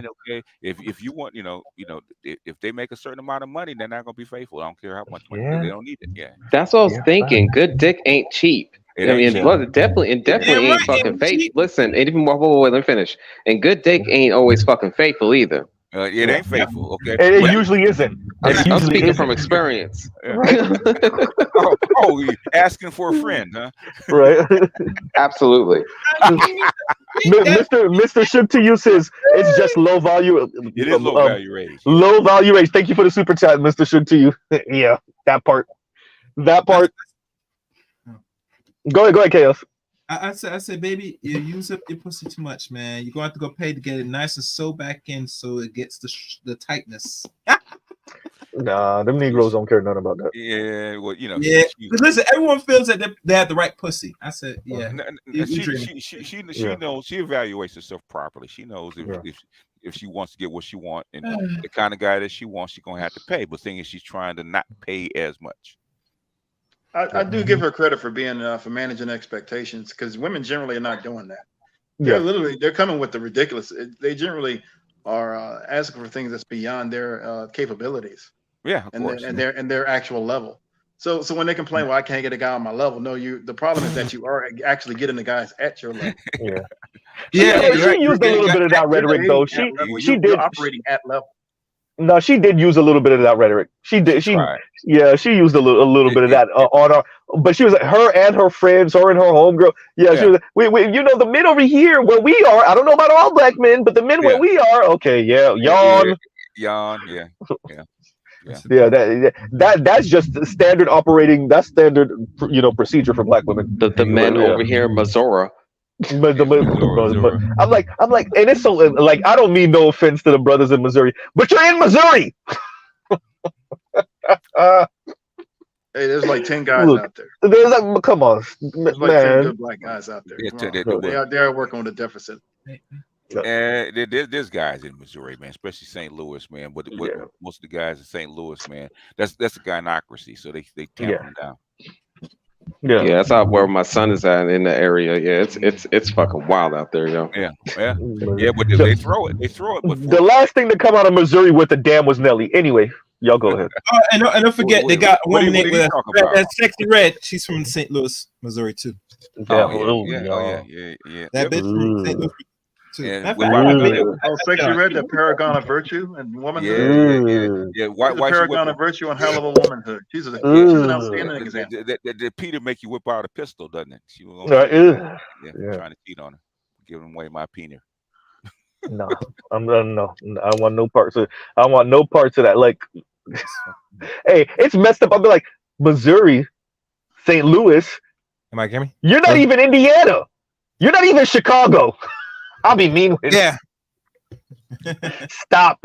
But no, hey, look, the ladies in Missouri, 30 years old, bisexual, Yep. You know, works in ER, ER. you know, a lot of money. Yeah. Yeah. Either way, look, I don't. If you brothers want to brave that, y'all go ahead in Missouri. Good You luck to know, that. yeah. Good And luck. she, Exact. Good luck yeah, to you. and she didn't want to tell Yeah. all the story because she didn't want to tell those pookies what to say, whisper in her ear. Okay, she wanted to hold stuff back. You know, she wouldn't be on the black dating site if she was looking for a black Peter, right? Yeah. Yeah. Gil Gammy says Missouri ER nurse median salary 6,500, average 66,000. So even if she does earn, let's say she don't earn that 120 that BJ saying, let's say she earns 66. She says she's looking for 45 minimum, which really is 40. Okay, $100,000 household income. Missouri, that ain't the worst thing in the world, but you still got to deal with her and that attitude and the fact that she got a kid already. Ah. Yeah, the salary is, but you know, we got to remember they work overtime and shit like that. Yeah, yeah, and that racks. I know about overtime. That racks up. That overtime, yeah. It racks up, yeah. Ugh, but that attitude. Ugh. Yeah, well, yes. What She's one of those. What did Kevin say about not to date? What 3 things? Nurses and attorneys, and who else he put? He put nurses, attorney. Who else did he put? Police officers? No. Was it? I don't remember. Not only police officers, but yeah, nurses and attorneys were top 2. Yeah. Yeah. But yeah, nurses. Oh my God. Yeah. Don't want no part. I don't want no parts of it, especially not from not one of these. I like nurses. I'm getting feedback. Yeah, you like. Is that you, Chaos, or is that you? Yeah. You like nurses, but not to marry, though, sir. No. Nope. Well, you know, okay. So what Filipinas are in like Southern California, because that's your that's the nurse cohort over there, right? Some Latinas, but mainly Filipinas. Over here, go ahead, Peter. Filipino nurses, man, once they get on and start making their 100K. One thing I can say about Filipino nurses, man, they get over here, they'll have a couple kids, and then they'll want to wander. They'll leave you with the kids. They won't take the kids from you. Say that. I know about what 5 guys, man, had Filipino nurses. They got divorced, but they left them with the kids. They ain't charged. Oh, that's what's up. Yeah, that's what's up. Over here, it's the nurse cohort is mainly, and they pay child support too. So, that's what's up. Oh, yes, they do. Yeah, all right, then we winning. Then we winning. How you know, D. Scott? I'm gonna meet up. How you know? How you know? These guys said from experience now. Experience, No. So in South Florida, will it not? No, of course. In South Florida, the nursing cohort are Nigerians, Jamaicans, and definitely Haitians, and obviously Latinas. But yeah, Haitians and Latinas are large cohort of the nurses over here. And yeah, similar thing. You don't want no parts of them, especially at a younger age. The around my age and younger, man, have fun. Have fun. Single baby mamas all over the place. Like that shit's scary. Wait, what's the point? One question I do have. Go ahead. Go ahead. Do so. One question I do have. Now you did mention, because I do know a couple of people that did deal with that, and have more experiences with that as far as the Filipino woman leaving the children behind. Now, do you think that it's more of a negative stigma towards them with their family, their single mother, and that's the reason why? That's a good question. If they're single mother, you're talking about Filipino nurses? Yeah. No, they have. It's probably not as bad because of the military. They got stuck with a lot of single mothers, and plus, most of the time they're married. That's how they get over here. Okay, they're married, so when they get divorced, they're not really single mothers in that sense. They're not the same way. But they're giving us the list over here, BGS. So it's realtors, psychiatrists, lawyers, nurses. That's who Kev, rest in peace, Kevin told us to stay away from. Okay. Psychiatrists. Okay. Yeah. Okay. Yeah. Jeez, I got like 3 of those on my. I got 3 of those in my rotation, man. God. Oh man. It's fucking white bitches, man. D. Scott said, "I'm tripling down on all the negative stereotypes." None of black. I don't even deal with black women anymore like that in that sense. Oh, man. Oh, really? Okay. Oh, Okay. hell no. Oh, you have divested, huh? I divested. No, look at that. D Scott divested, and he don't even walk around yelling it all over the place. He's truly living the SYSBM life, and he's not even yelling it.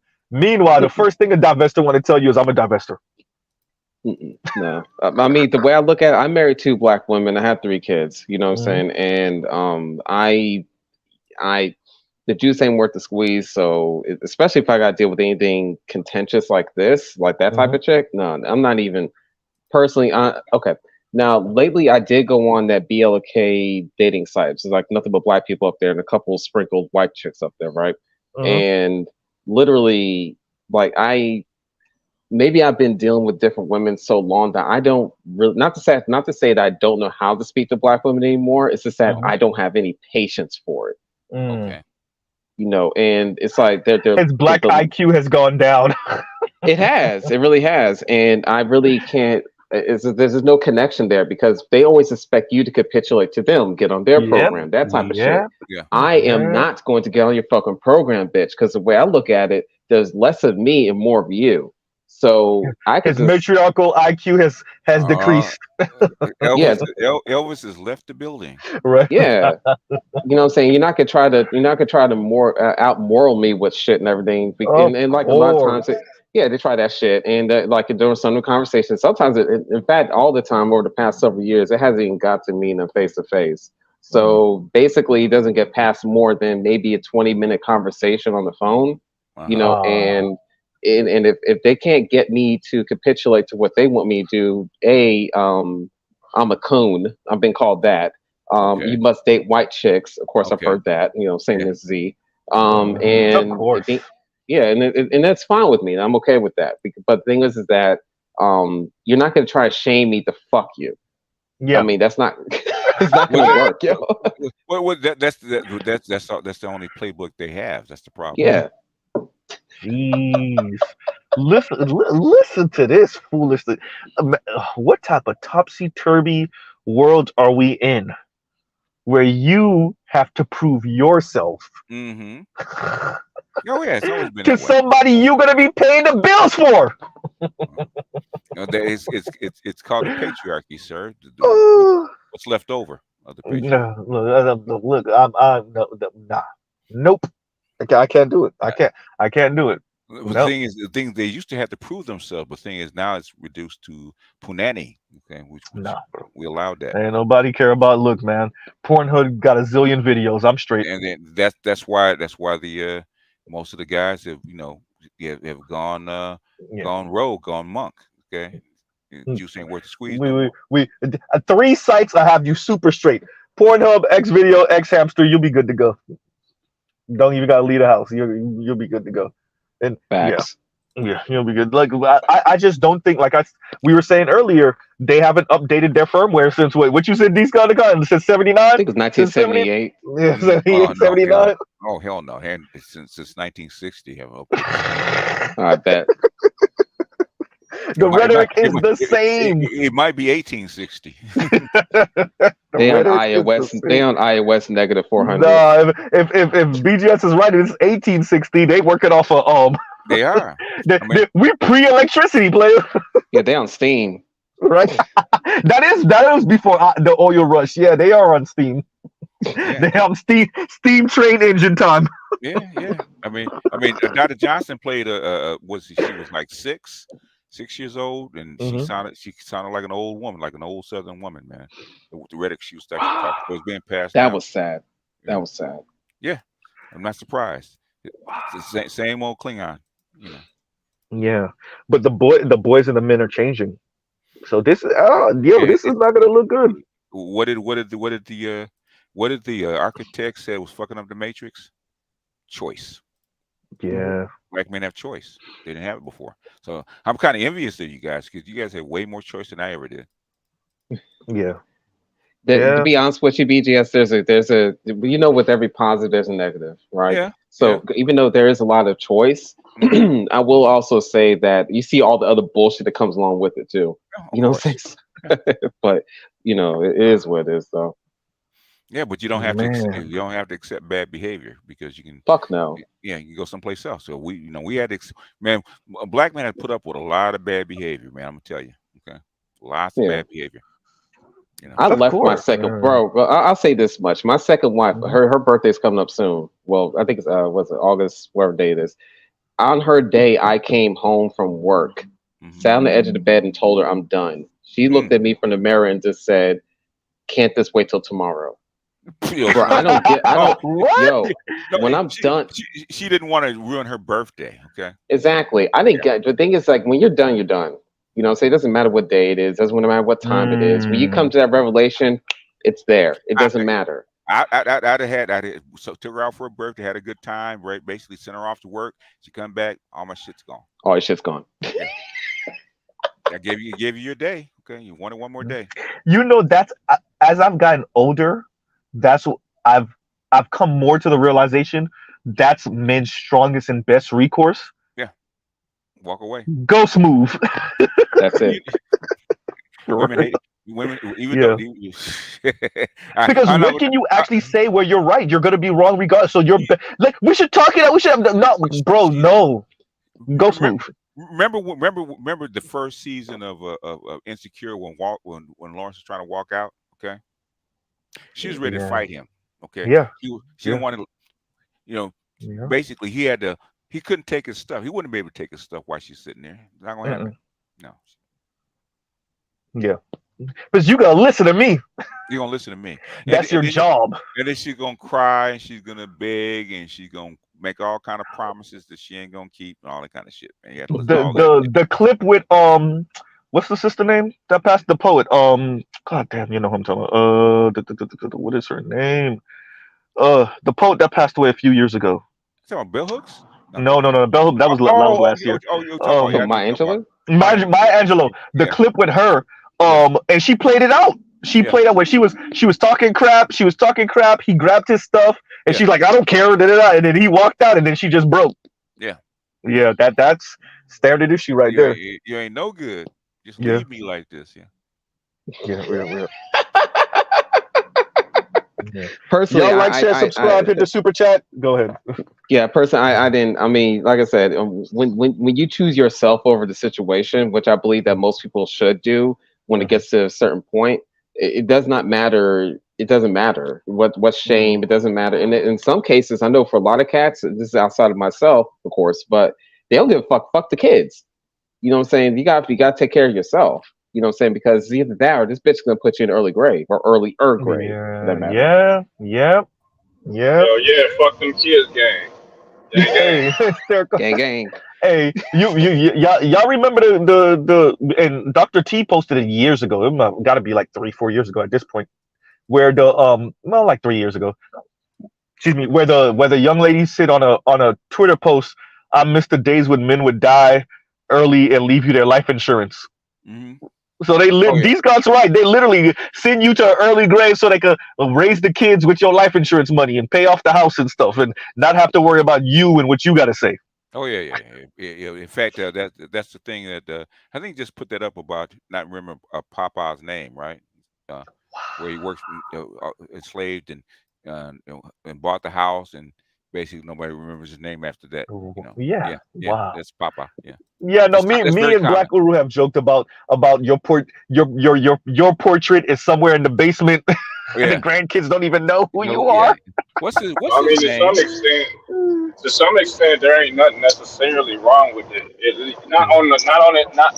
Okay. There's something wrong with it, but not really. So, like, men generally do die earlier than women overall.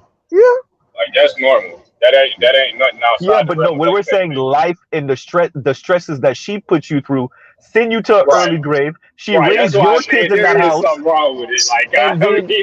Your grandkids are in that home, and your portrait that they don't even realize they're sitting in the home that you paid for. Right? You damn near put maybe a generation or two through college with life insurance or whatever the hell you had going on financially, and then imagine this. You died early for your daughter to become a feminist talking about niggas ain't shit. Yeah, that's the tragedy of it all. You know, for your family to not even remember you, you know, for for your daughter or your children to have no regard. $50,000 of your life insurance went to college for your daughter to turn around and say niggas ain't shit and then come home with a white dude. Bitch, I will haunt your ass from the grave. Some guess who's coming to dinner type shit. Exactly. Let me run something by BGS real quick. Go ahead. Did you hear that conversation that Z and I and a couple other people had like 3 or 4 live streams ago? Nope. Okay, all right, because I know that Z wanted to get your take on it. I don't know if Z asked you about it yet. Dude, no, I don't even remember what we were talking about. Go ahead. I don't remember. What was it? Well, we were talking about what exactly expressly constitutes manhood and masculinity and all that good stuff. Oh, yeah. Manhood doesn't exist in a vacuum. Yeah. No, it exists in the environment that it's in. That's true. Yep. It's defined by the environment that it's in. Yeah. No, that's true. If you're in a warrior cult, then you fighting and you sacrificing your life, put your life on the line. That's what's more important, right? Mm-hmm. If you're in so it's changed from the time when we actually agrarian versus now, right? Before it's about hard work and long suffering, all that kind of stuff. Now it's about money. How much money can you make? How much can you provide? How this, that, and the third. And they're even trying to change that into you being more. What is it? More emotionally intelligent, all that other stuff. Soft skills, which really is catering to that. I was about to lose it. Catering to her emotions. Your emotions, right? Yeah. The thing is, they want both. It's not one or the other. They want both and, right? Yep. They want the patriarchal side of man, but a kind of more gentler version of it. Patriarchy to feminist specifications. Exactly. Got to come up with a term for that one, sir. What would you call it?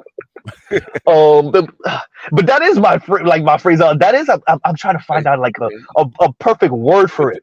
Okay. Patriarchal feminism, or play on ooh, that's a good one. That is a good one. Patriarchal what was feminism. That again? Patriarchal feminism. Okay, patriarchal feminism. Yeah. Hear ye. Feminism. Feminism, patriarchy with to female specifications. Yeah. No, that is what it is. Now it's failing horrendously because most men that's not a thing. It's not a thing, right? And it comes with the territory. If I'm supposed to be super provider, or at least a marginal provider, right? If I'm supposed to be paying 2/3 of what's happening in this home, then I get final say. Period. Yep. But women don't want that. They still want you to pay at least 2/3 of it. At the most reasonable woman wants you to pay at least 60%, at the least, right? But she still wants predominant say. That's not a thing. I think women and men fundamentally know what it is that manhood entails. I think we do. I think we like to pretend that we don't. I think it changes. That's the problem. It changes. If you go to one generation versus the next, it'll change. Okay, what that providership don't change though. It's starting to, because they're putting women in the provider role. Yeah, so it's got to work itself out. Either we're going to have to go back to what they were, or they're going to have to change what manhood actually is. That's what they're trying to do right now. They say 40% of women earn more than their male counterparts already. With women running around basically cosplaying as men. So I mean, if that's what we're going to do, then I mean, all right, then I guess there's no such thing as binary gender. Let's fuck it. Well, then when they talk about lonely men, because I read Medium all the time, I ask the question: why is it always females that actually comment on it and not the males themselves? That part. Why, if you had that many lonely men, like 61% of men, and not having sex on a regular basis, and they're lonely, where are the Reddit posts? Where are the where are the Instagrams? Where are the Twitters that all these lonely men are actually complaining about their loneliness? Right? You very seldom see it. So that they got hobbies. Yeah. In other words, they're not lonely. Okay. Yeah, exactly. They don't see themselves as being lonely. They're alone, but they're not lonely, or not. Not to the extent that the women want them to be. Yeah, because they want you to suffer for not kissing their ass. Yeah. Go ahead. A strike doesn't work if it doesn't hurt, does it? the funniest thing about this is the way they speak about it, like, well, the men under this age group are virgins at this rate, and be like, okay, so what about the women? They don't ever mention what's going on with the women. It's always the men are suffering as a weird way of like trying to coax you into moving a particular way. It's always it's fascinating. If basically, think about it. Okay, if their superpower is vagina, okay, and the men are resisting having vagina without complaint, is that a good bad sign for their product? Because the driver dating and mating is sex, okay? And if the men aren't complaining, yeah, then yeah, that's a good question. Yeah. So, no. Then that means that the men have realized that they can go without, and they're not complaining. Because right after COVID, men found out they can go without. Yeah. Yeah. And that changed everything. It changed everything. Because before that, you didn't hear about this loneliness and all this kind of shit. But right after COVID, all of a sudden, wait a minute, they're not coming back. They're not dating us. And hear a lot of guys, especially from New York, saying, I'm not paying for dates. Okay, if you don't want to go out, fine. I'll stay home and play my video games, but I'm not paying for dates. Okay, if I have to go out sex, that's fine. I'm not. Like I said, if we do go out on a date, it's a coffee date. Why? I want to be paid. I want to go out on a real dinner date. Okay, I'm not doing that. Okay, unless you're paying.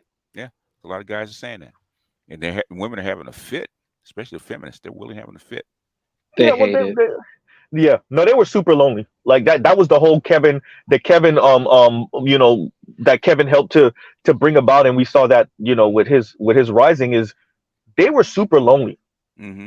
They were super lonely, and but the way it was couched in mainstream media was that the men were super lonely, and I'm not saying there weren't any lonely men, but that the men were super lonely, and that the super lonely men are dangerous. Yeah, that's the way it was couched in mainstream media. Is that lonely men are dangerous? What about lonely women? Nobody got nothing. The way these things are always framed is this way. Mm-hmm. Men and women experience this thing similarly, but the men, the way they react to it is to rip up society and to be a general nuisance and to be violent. And the women close in on themselves, and they might consider self-deletion or whatever. And I'm like, you don't think they're a nuisance? What about that chick at McDonald's with the asshole with like the resting bitch face? You don't think that's a situation? The one that's over here barking on somebody at the return line at Walmart or something. You don't think that's a problem? Like none of that matters, right? Okay, that's it.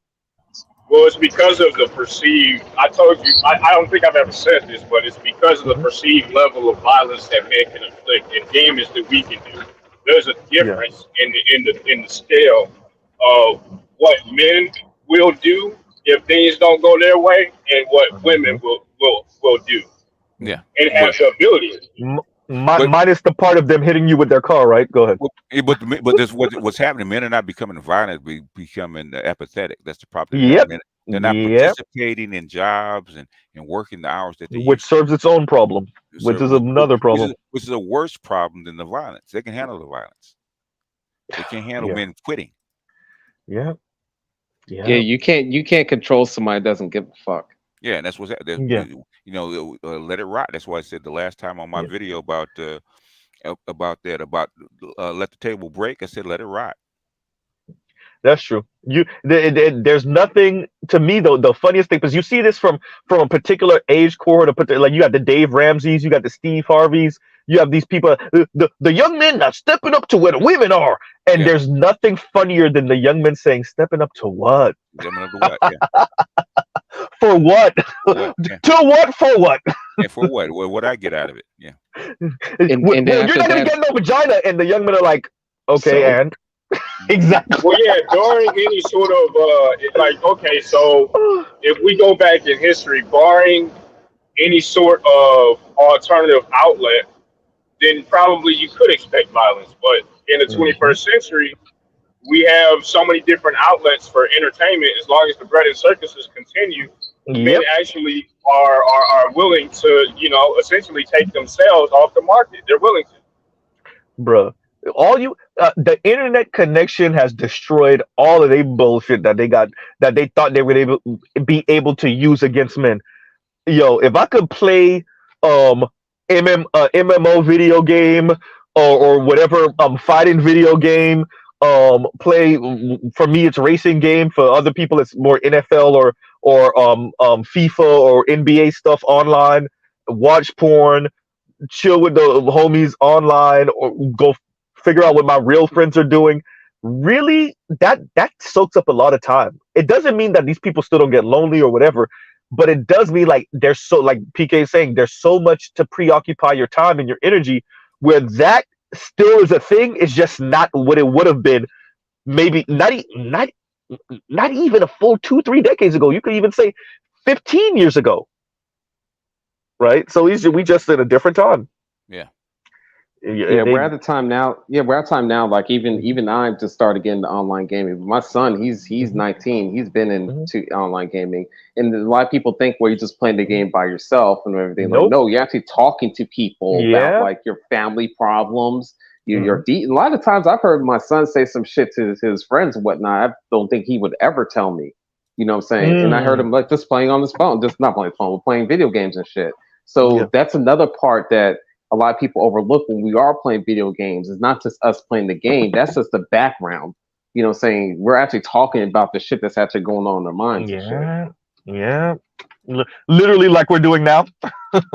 Exactly. Literally like we're doing now. You know, so like, yeah, it's and you know, I think these people are listening in because when I hear Christine Imba speak, I'm like, you listening in to certain conversations. Yeah. Right? Yeah. They're listening in. You'd be surprised the people that listen to us, bro. Yeah. You would be surprised.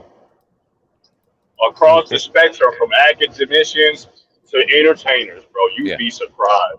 The policymakers, you'd be surprised. That's one reason why you bring policymakers and PhDs to the space, because they can't dismiss you anymore. Well, that's why I started saying more and more, y'all raise, and when I say it, I'm saying it to whoever the theys are. Y'all raised a couple of generations of the most entitled, bratty, catty, asshole women ever. And y'all thought that if they were good employees and good students, that was going to marry them? Bitch, I'm not looking for an employee. Kind of, sort of not, right? Like you raised 2 to 3 generations of women that are okay employees and maybe good students. What that mean, right? Especially if you're looking for a wife, if you are a heterosexual man and you want a wife, what does her being a great student and good employee mean to you? That isn't a qualifier. It's not useful. It isn't what you use to determine whether or not a woman will make a good wife. It just isn't. So, and that's what happens when you marketize everything. When everything goes through this neoliberal lens, you run into the wall of the fact that not everything has a monetary value on it. So you raise these girls to be great students, so that could translate into being a great employee, which is good for the bottom line of some rich white dude. What does that mean for me as a black man that's looking for a wife? Well, yeah. Yeah. I mean, it could be a financial come up, but that's about it. I mean, like if you're looking for someone who's going to be, a helpmeet, or, like I said, literally a wife, or if you're in the market for a partner, I know there are those people out there, that's right? The word. I mean, if that's what you're in the market for, then I mean that might be useful to them, but for the vast majority of men, that isn't what they're in this. They're not doing almost anything for that. That's not what they're in the dating game for, or in relationships for. That's not what they're looking for. Because women don't treat you right if you do decide to be what they call a supportive male. Okay, you're not getting the results. In other words, they're not playing the role of provider. They're playing a woman that's pissed off because she has to provide. Yes. Yes. And they're treating you like a child. That's the problem. And it's flying in the face of all the feminists and the technocrats and whoever these people are who said, we'll put the women in this position, and then they'll just couple up with the men that might be a little bit less, or a little less educated and such. And what they did by putting these women in this position, they put women in heels, and then the women kept on looking up, and they're like, oh crap. Yeah. Well, she was 5'7". You gave her 4-inch heels. Yeah. Right now she's 6'1". And now you're like, oh And now crap. she wants a guy that's 6'5". Yeah. Thank you. Mhm. Thank you. And that's one of the issues that they're dealing with now. And so they're trying to chastise the men to overnight be 6'5". Yeah. Shit, no, not even that. BJS Yeah, 6'7". yeah, but you have to grow them, right? You can't. Yep.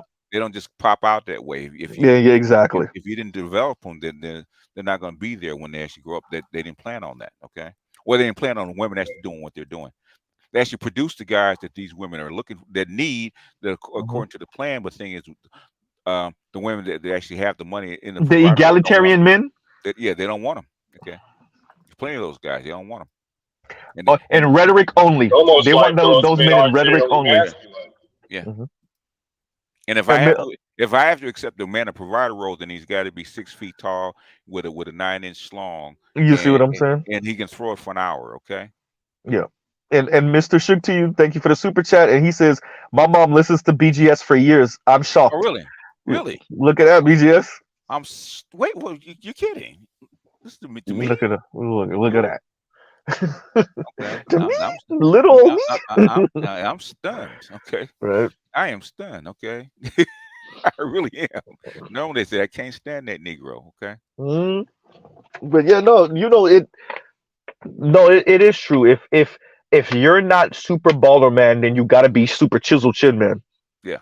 Right. They prefer both, but they'll take the extreme of either. Right. What did what's your name? Pope. What did she say? Right? How come she had to quit? Is because their expectations are unrealistic, right? Yeah.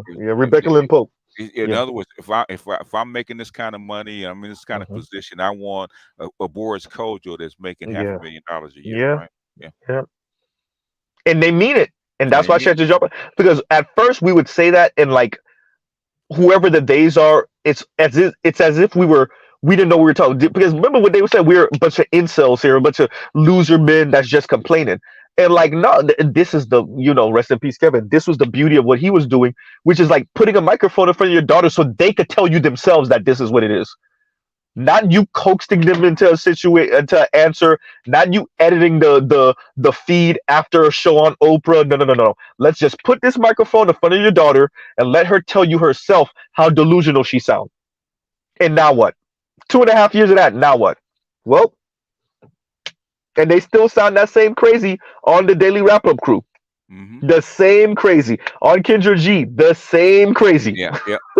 And black women are stubborn, man. They don't want to give up the spot. Man, they're stubborn. That's like one thing. I'm sorry. Go ahead. No. Go ahead. Go, BJ. No, one thing I will say about Kendra's show is I see a negative in it, and I also see a very, very big positive in it. And the big positive I see is that it is shining light on not just the bad bitches. You know what I'm saying? These are like normal ass women that we see every single day. Yep. Sounding just like these other crazy bitches that be on Valuetainment or what's that other show? The Daily Wrap-Up crew and all that other stuff. You know what I'm saying? So it basically just equalizes everything. And so that's a positive. The negative is that to me, honestly, I'm trying to think of the negative, but then I'm really thinking about it. But the negative to me, honestly, the negative is actually on the women who are on that show, because now they're just broadcasting their bullshit out there, and all they're really going to do, because it's not like they're really learning anything up there. So they're going to do the same shit they've been doing already anyway, because they're not going to change. You know what I'm saying? So they're going to go up on the show, say that I'm ready for this. I need to look for this. I need mail this and third. They go right back, like probably maybe an hour after that show, and go suck the dick they've been sucking for like the past couple of months. That part. Ain't nothing going to change. And I don't think they can change. I think that's no. Fuck no. It goes back to what we've been saying. This is not, because the way it was said is like, this is like a controlled sample. That's how people were making it seem when these women would go on the Kevin show, right? It's a control. These are like y'all picking these particular people, and like when it goes from just one person to 10 people to a chorus of people. Now, do you get it? No, we raise, and I say we loosely. We in America raise a couple of generation of asshole, entitled, catty, mean women, and that's what you have now. And like that boss bee spirit might be good as an employee, but that shit sucks as a girlfriend and a wife. Like, no man is trying to deal with that. As evidence by the current environment. And even the men that would deal with it, you raise such arrogant assholes, they don't even think that they should couple up with the man that would deal with it. That's the insanity. Yeah. That's why you run through their asses. Yeah. And then you know that the young men rightfully so are staying the hell away. You know, and especially for my age cohort of women, bro, it's bad. It's bad. When I talk to my younger sister, be like, hey, you know, I thought about something. How's she doing? And she'd be like, oh, yeah, I'll follow her on Facebook. She's single. What about such and such? Oh, yeah, she's single. What about such and such? Oh, yeah, What she's single. generation are you getting, Z? I'm in my mid-30s. I graduated high school in 05. Okay. Oh, you're late millennial or you're early millennial. Mid millennial, yeah. Yeah, and my, you know, and here's the kicker. Unlike Xers, a lot of them don't have kids my age. Yeah. That's the difference. Like 35, 36, 37, even 40s, childless. Yeah, childless, yeah. Even 40s. Yeah. And walking around and watching Ebony K. Williams and everything. 2 files. Yeah, right. and looking at Ebony K. Williams, like that's why so many of them backed her, because like they said about this young lady, they see she's relatable to them, especially for the upwardly mobile, aspirational black women. They're lying broad, man. Yeah. And women that lie like that. Jesus Christ. Well, her ego wasn't going to admit that she was the bust down for the white dude, and there was never a thing. I was engaged for 4 years to a white man that makes $20 million a year, and no fucking ring, please. Get the fuck out of here. With your entitled Man, you know these hoes lie, man. You know they got to cover up. They got to cover this shit up. They all lie. All of them. They all stay lying. Honestly, like there's very few of them who are very candidly telling the truth. In total, they give you bits and pieces of it, but never the full truth. That's why Kendra G's getting tired of them lying, man. Yeah, man. So hard. I'm surprised she hasn't broken yet, yo. It's called money, sir. Money. Yeah, true. She can't be kept. At least not yet. No, but she knows bullshit. She knows bull. Yeah. And you could see sometimes when they ask a question. I mean, when she asks a question, and they'll give her whatever answer, and you could tell she's like, oh shit, like even with this young lady, you saw the pushback. She was like, wait a minute, but so if you're dating these guys, then why aren't you with them? Why have you married one of these guys? Like, if they're so much better, the frustration is real. You can't. It's gonna happen because you're. Go ahead. In other words, why are you on my show where there's nothing but black men if you're having such success on the white side? Oh yeah, I saw this. And the knockout says, Mr. Z, Tiffany Haddish is doing a new TV reality show about successful women dating homeless men. Yes, I saw the little thing. Yeah, no, he's not lying. No, that's real. That's real. That's real. It's real. It's real. Yeah, I saw it. I saw the little thumbnail. I saw the commercial for it actually. Yeah. Can I say it, Mr. Z? Go ahead. Yeah, that's a bro. God damn it! You cannot make this shit up, bro. It's hysterical. Like, really? This is where we are. But well, look at Tiffany Haddish. Tiffany Haddish is another one. She's been through some stuff though. She really has. But still, she's another one. She's another one. You let Common slip out your hands. Yeah. I'm just saying. Man, any broad that cuts all of her fucking hair off and whatnot, man, she's fucking nuts. I'll be thinking that sometimes. Yeah. I'll be thinking that sometimes. Well, I mean, you should be believing that shit, bro. Believe it like motherfucking Naruto, goddamn. As soon as COVID is over, a Common split, man. Okay. Skirt. Yep. Right. And I don't. You look. And now he with what's her name? Jennifer Hudson. Is that who is he still with her, or we was dating somebody else now? He's a pass around for Look, low key, BJ. You beat me to it. Okay. Common is a silent killer. This nigga have been everywhere. Ain't nobody because he really, because if you think about it, Common done been with Serena. He was with Erykah Badu. He was with Angela Rye. He was with Laura Tiffany Dern, Haddish. that white chick from Jurassic Park. I didn't even add her. Okay, who else? Now he's with Jennifer Hudson. Yeah, that was low key. Common is a side. He's one of them suave light skinned brothers. You know what I'm saying? So yeah. He low key. Yeah. I mean, he thank God he pray to birth control, bro, every day. You bet. You wake up and thank God for birth and control. no kids too. Yeah, you're right. No kids too. Yep. Yeah, that's true. That's true. Mhm. He didn't have a baby with Erica Badu. I'm Nope. about to say he escaped her. Oh, he Yeah, might. he escaped. For Well, real. he might not be fertile, man. He might not be fertile. Possible. Yeah. He had one. Yeah. That's another one. Angela Rye. I just was speaking about her this morning or the day. Yeah, this morning. Man, Waste of waste the cute. Waste the cute. Just attorney cute Oh yeah. and yeah. Her and Ebony That's K, a right? common. Yeah, she don't sound as bad as Ebony K. She actually went at Ebony K for the comments, but Yeah. She making the attorneys look bad. That's what she. yeah, Yeah. come I on, think that's man. a common trope, though. You know, right now in today's climate, you know, we got a lot of beautiful women that are, you know, that are otherwise wasting their cute. You know, they're wasting their sexy. They're wasting their sex appeal. They're wasting it away. But then they turn around, they hit 30, 40 years old, and they're Yeah. like, yo, what Hi, happened? Vivica A. Fox. Oh, keep going. Yeah. Tracy Ellis Ross, keep going. Maya, you married your goddamn self, bro. You hit the. You married yourself. Is there no better example of like you fucking up than marrying yourself? Hey, I just think No Limit exposed her way too early. She got exposed to nice shit way too early in her life. Plus, she was the cute mixed chick, you know. So yeah, just this, yeah. Yeah, it's a shame. I see it all the time, you know. I really do. I mean, we're not so much anymore, but when I was in Atlanta, you see it all the time, man.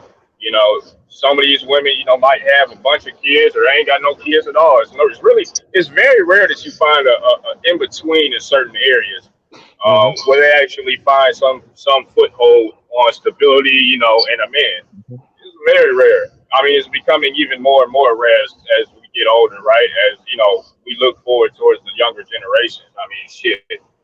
When you look towards millennials, you know, I would argue most of us ain't married, most of us ain't got kids. If we were to segment it out by age, It really is the Mouse Utopia project. It really is. It really is. Actually, if everyone on this panel right now, because I'm Mhm. 40 and we're still all probably around the same age, but only 1 out of 4 of us have kids. I don't think Cass has any kids. You don't have kids, Z. I know Nope. PK doesn't have the kids. So yeah, we got an example right here. that I know of. Yeah. Yeah. No need for them. You know, children. There's a need in the environment for kids, and if there's not, guess what's not going to happen? Kids. Yeah. Fuck the kids. Yeah. Hey, look, I got 2 car payments. Right, I had to take a loan out to get the Z, so I got 2 car payments. Got the M and the Z. I got habits. Right, I got a girl. And I got a girlfriend, but who are you more faithful to, your girl or your mechanic? No, they're hysterical. That's funny. Don't make them say that on stream, yo. No, it's definitely her. It's definitely her. Right. I mean, you know, so I bought 2 cars in a year, y'all. Damn. In less than a year. Well, you working 2 So, jobs, man. So yeah, exactly. Me and her dad just had that conversation. Like 3 days ago, 2 days ago, 3 days ago, What's 3 wrong? days ago. Yeah. No, it's not in the bad, but it's like, you know, I you know, you have to kind of make up for it. So she has a new pair of red bottoms. Oh, I'm not even gonna tell you how much that set me back. That shit hurt. Ain't that like you weigh 1,300? You see, hey, PK, thank you. This shit hurt, player. God damn, that shit hurt. Okay, all right. Hey, I bought 2 cars on her in less than a year, and she ain't saying nothing. So you know, Okay. Well, she had to help pay for it, so yeah, it is what it is. Yeah, true. It comes out of the budget. Yeah. Yes, you know. So Which one does she drive? So I need to put the M on wheels, and I'm probably gonna lower just a little bit. Wow. But she's gonna be driving that. There's no way I'm letting her drive the Z going to the spot. There's no way. Okay. Yeah. That's like, if it's the way you think about it is like, if something happens, would I rather her be driving the Z if something happens and like watch my heart fall off my chest? God no. God no. Not this. You disappear for a month, yo. You disappear for about a month, bro. yo, like 2. you know, because like both of the cars are like, I see, like, understand. I didn't pick these cars because I had no other choice. These are both cars that I went and I seeked out. These are both cars I've been drooling over for the long, especially the Z. I mean, since I was a kid. But these are both cars that I went and I went out looking for them. So it's always which one do you sacrifice if she hit something or if somebody hit her? Which one would you rather be driving behind her and see it and your heart won't fall out your chest? Yeah, that's why they wouldn't let my kids drive my Sebring when I first got it. My convertible. You see what I'm saying? Yeah, no. You see what I'm saying? Take the van. I don't want the van. But, you can't drive my Sebring, because you wreck that thing, I'm gonna be hurt. You see what I'm saying? So that's what it is. So and it happened to one of my boys one time. I had to drive my boy, like his lady went out with his car to get her nails done or her hair done. And she got into a fender, and it wasn't even her fault. Like the other person, it wasn't even her fault. The other person ran a stop sign by mistake and hit the car. And I was with him when he got the call that she was an offender bender. And like, when we bent the corner and he saw his car, and you saw a little piece of him die. He had a Cadillac CTS, the first generation Cadillac CTS. And yeah, man. And then I'm like, I just don't want to be in that situation, bro. I just don't want to be in that, So yeah, no, I'm definitely more loyal to her than the mechanic, but still. It happened to me. Yeah. It happened to me in the sea, bro. That shit fucked me up, and it was horrible, the whole situation, man. I had an old lady hit me. This motherfucker was driving on an expired license, bro. Man, she had tickets, bro. Was driving a rental car, bro. I was 10 hot. Hit my car.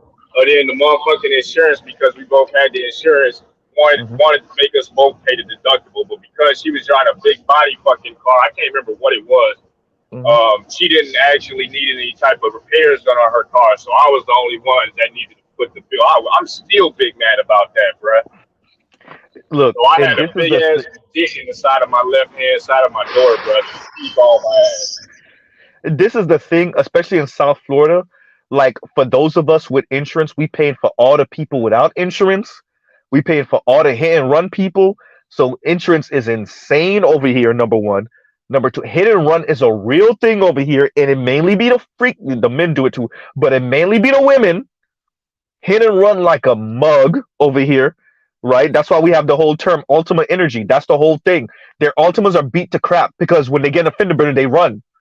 They hurry up and leave the scene, so their bumper be hanging, all type of thing, right? So that's when when you drive those type of cars, your head got to be on a swivel, right? Because and I always play the numbers game. This is a car they only made 18,000 of, right? 90,000 300ZX, 18,000 twin turbo 300ZXs, and they sold a couple of hundred, Toyota Corollas. Every year they sell a few hundred of those every year, right? So one generation of Toyota Corolla, Toyota could have probably sold 1.2, 1.3 million of this one car, right? Honda probably sold similar amount of the Honda Civic, right? So this person hits your stuff, they could be back on the road, in a week, new front bumper, repainted, gone, good to go. You, on the other hand, you're driving a 30-year-old car that they only made, 90,000 of, and your particular spec, 18,000 of. You got to go source parts. You got to go pay for stuff. Everything's expensive. It's rare. They may not make this part anymore. Yeah, So now, now that I'm in a nicer daily, I drive a Z maybe once every other week. Okay. Because you want to drive it all the time. You just it's other people on the road.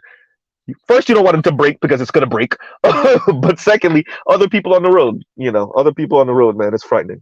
You were not lying about that as far as the, I'll disclose a little bit about myself. I do work as a tow truck operator, right? Yeah. And I've been on scene of, I could say well over 1,000 crashes. And I've seen some shit. I mean it. I've seen some shit. But definitely when it comes down to it and everything, the hit and run shit, absolutely. Absolutely. It's normally like, in a lot of cases, it is women. Dudes typically, they tended to stay there, even if it's something minor. Saying they'll call the cops just to cover all the bases, to cover their ass, and that's it.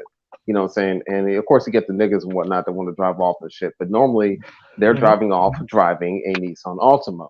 So That's why we call it ultimate energy, bro. That's why we call it ultimate energy. I'm telling you. It is so true, man. It is so true. Jesus Christ. You know the old lady that hit me trying to pull off on my ass too, bro. I had to literally pull in front of her to stop her, dog. You see? Jesus Christ. No, man, it's real. Like these people, and that to me is a perfect allegory of our society not making them take accountability for certain things. So that the accident, especially when it's your fault, you're scrolling through your phone, you're doing something, whatever, and you're not paying attention, you hit someone, you hit and running is a perfect allegory of your life. That's a perfect direct representation of like what you're doing in your life. Like you mess situations up and you can't deal with the spot is hot and you out. I get it, right? But hey, I've seen the big ass Keisha tears come out, the Becky tears come out, and everything. It is crazy. Like they'll straight up like, I mean, the car just like what PK was talking about. Like the vehicle in the front would be fine, but of course, normally the vehicle in the back is always going to be the one that at fault for the crash because at least for here in VA. You have to maintain following distance. You run to the back of somebody. Same thing here. Yeah, exactly. So apparently you weren't fucking paying attention. So that's why it happened. And these chicks will come out with big ass fucking tears. The other female troopers, and they'll just be crying and crying and crying. And the trooper was looking at them like, okay, bitch, whatever. Okay, so now this is the paperwork. It needs to be here. This is your court date. And that's it.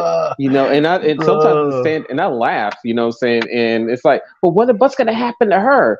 Well, nothing's going to happen to her. You're going to pay for her shit to get fixed. That's what you're going to do.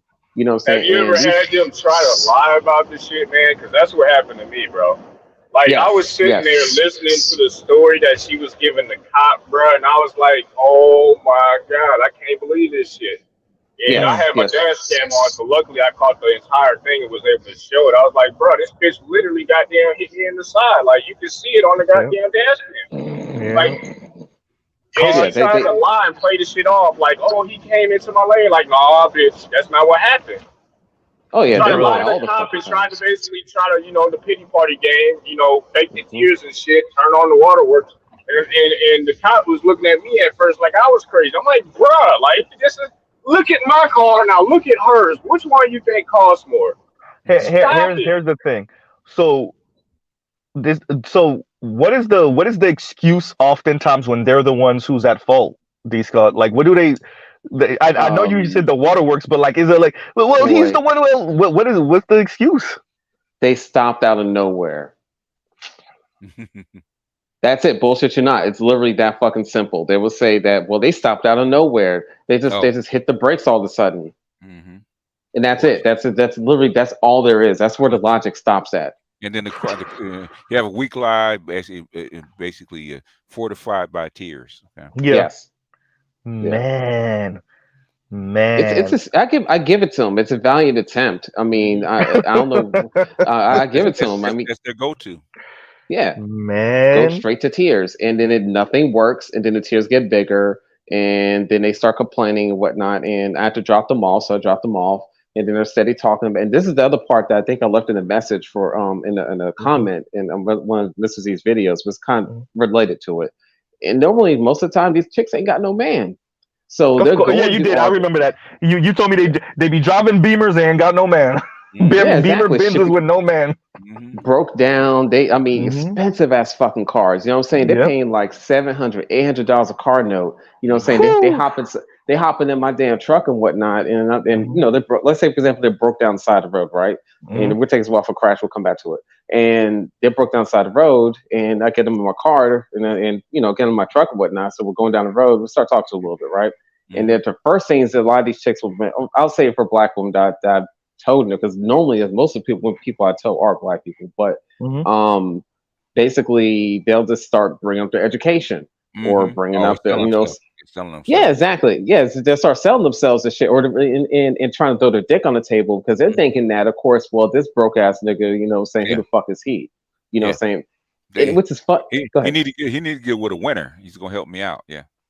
I'm thinking like, bitch, your shit's broken down. There's nothing. I was literally like, you imagine the arrogance of having to have your car towed because it broke down. And then you trying to like do bigger dick competition against the brother that got to tow your broken down shit. Well, the thing is, they're thinking what will work on me. So that's what they think. They don't think about what will work on a man. What would I want to hear in this situation? So that's what they actually bring up. They don't think about what men actually think. They don't care. Get the fuck You out of should here. hear some of the shit that happens. Like, I imagine the tow truck stories up here must be wild, bro. Because, I mean, like, when it snows up here, you don't see shit but motherfucking Toyota Corollas and shit trying to drive through the snow. And it's like, bro, what the fuck? And it's like fucking like 9 goddamn feet of snow. Like, what are you doing? You know what I'm saying? And you see this shit, and it's usually black women doing this shit. And it's like, what the fuck? They get stuck all over the goddamn place. And it's like, what the fuck did you think was gonna happen? They weren't thinking. You know? They're just doing. Looking for sympathy from the general populace, and the only motherfuckers they help out is black men. And then they act like they ain't got no goddamn sense. It's wild. Oh my God. PK, that's exactly what I deal with. You know what I'm saying? And I honestly, I've taken it stride because I know in the back of my head that more likely, if you want to put paper on the table and everything, I know I make more than you do. You know what I'm saying? I know my I know my credit is better than yours. Yep. You know what I'm saying? And I know I make more than you with child support being taken out still. So you know what I'm saying? So it's okay. Which way I look at it is like, you can go ahead and flex if you want to. I mean, you're still broken down. I'm still gonna drop you off in the drop-off lot, and I'm gonna drive back to the building. You're still gonna be there, and then I'm gonna get off of work and go about my day. I'm not picking your ass up in my old ass 20-year-old Toyota Avalon. You know what I'm saying? That has almost 300,000 miles on it. It still runs. So if it breaks down, I could buy another one. I'm not gonna put myself in debt. You said Avalon. No, that's gonna go for another 10 years at least. Probably, 10 years at least. Hey, look, bro, the Corolla, the Camry, the Avalon are like, those are super soldiers, bro. Yep. Those are super soldiers. Them just go forever. As a matter of fact, the whole Toyota lineup, actually, for the most part, goes on forever. And is different. Like I said, and they, like I said, man, they'll try to they'll like BGS has said and everything. They'll try to spit that game at me. You know what I'm saying? I'm thinking like, again, I'm dropping your ass off. Your shit's broke down. Granted, you making a lot of money. Well, you said Virginia. How far are you from DC? Probably around 4 hours. Okay, you're a little distance. Okay, but still, like that, look, this is a real thing. So you're driving around Beamer, Benz, whatever, paying $700-800 a month. Both of my cars are okay. Fine for one car. Okay, fine, $800 a month for a car. Cool. Single is all get out. Let's say, like we said earlier, nurse earns $65,000 a year. Cool. Already $800 is getting taken out for car. We didn't say nothing about no apartment or condo or house. We didn't say anything about your student loan bill. These are mandatory. We just saying the car is $700-800. Yeah. We didn't even mention the car insurance. Yeah, no, which is about another 3 They're or in 4. the red. They're in the red. I'm telling you, they're borrowing for credit. Well, a lot of these bitches live off of credit, nigga. I'm telling They you. do. Credit, loans, and debt. That's basically And by the way, but my student loans, all that kind of shit. The thing is, if I look good enough, I look successful enough, he's actually gonna get with a winner. Lower class with a winner. You're getting with the winner. With a cultivated prostitution concept. It is. Yeah, it because is. What's happening is that they're floating. They're floating, basically. You know, that's how they try to get out of the red. Essentially, is that's another line of credit for them. You know, selling off the ass. That's how they're trying to stay above water. Like, share, subscribe, hit the super chat. Another thing, and this is like, I forgot about this until I got the M. That premium gas only is a killer. If you're not ready, don't do it. I don't suggest it. I actually highly don't recommend it. Right. Really? So because you're coming out the pocket every time you put gas. Yeah, exactly. Because remember, the M has the same engine. No, I'm talking about the M. The M has the same engine as your 370Z, PK. Okay. So it's premium gas only, and you're looking at, well, my car is heavier than PK's car. So you're looking at if you let it run all the way to E or near E, you're looking at $70-some odd in gas every time you fill it. 75 right now. Yeah, something like that. Exactly. Literally. So, so you're talking about, once again, $800 car payment. $800 car payment, student loan bill, apartment condo bill, 70 something dollars in gas. Because if the M is that, if she's driving a BMW X3, that's the SUV, a BMW X5, a Benz GLC, a Benz GLE, C-class Benz, what else? She's not driving the E-class. Let's stop. She's not driving the 5 Series. Most likely, she's driving the 3 Series. Either way, you're coming out the pocket once again about the same, about $60, $77 in gas. Pretty much once a week, depending on the travel. Once a week, maybe twice a week, depending on how much she's traveling. And you're supposed to turn this into a wife, a walking ball of debt. We didn't even talk about her personality yet, hygiene, looks, all of that. Just the monetary value, just maintaining her is, at the very least, maintaining her is $40-something,000 a year, at the least, at the low end, the absolute lowest end for a woman like that, for a nurse is, and I say, I don't know, it's not even 40, it's like 50, it's like $50,000 a year. Yeah. That's why Jeez. he has to be making 6 figures. Yeah. And knockout said the nails, weave. I'm not even counting all of that. I'm not even counting that, because, even if it's not weave, okay, maintaining the dreads, because they got to get the dreads retwisted pretty much at least once a month, right? Retwist for the dreads, maintaining all the oils and stuff like that. Her hair ain't looking better than mine, bro. Sorry. You see what I'm saying? And I encourage my lady to grow dreads, but I already know because I'm the one who did, so I'm gonna, I'm coming out the pocket on stuff. So yeah, man, like that, maintaining the hair, the nails, like Knockout said. This is you're talking $50,000 a year, easy. So yeah, like BJ said, this is why they asking for 6-figure men. But then even the 100,000, you still ain't maintaining her for real. You got to be walking in the door at like 140-ish, 150-ish to maintain her, a home, and not go broke yourself. Still maintaining you, by the way. So yeah, about 150-ish. That's why they be saying this shit. That's what they actually are trying. Believe it or not, whether they realize it or not. What's actually happening is that they don't really they care about the money, but they only care insofar as they can drag you into being a debt slave as much as they are, because their lifestyle is going to lead you down that road anyway. Yep. Yeah. So it's like you basically, it doesn't matter how much you make ultimately, unless you're literally in the millionaire range or the extreme middle end of the 6 figures. But if you're talking about the low 6-figure income, these bitches are not living in that ballpark of not if they're middle class or above. They're not actually seeking that. They cost more than that. They're in the red. Damn near all of them are in the red. Yeah. No, that's a fact. That's a fact. There was actually a study about 6-figure people and how much of them are actually in debt or like in the red, like PK is saying also. So they might be earning 6 figures, but their lifestyle, like I said, them student loan bills ain't no joke, especially for professional people. Professional people are walking around here. Their student loan debt alone is 80, 100, 120, 140. One of white homeboys that I used to work with was sitting at $200,000 in student loan debt. No joke.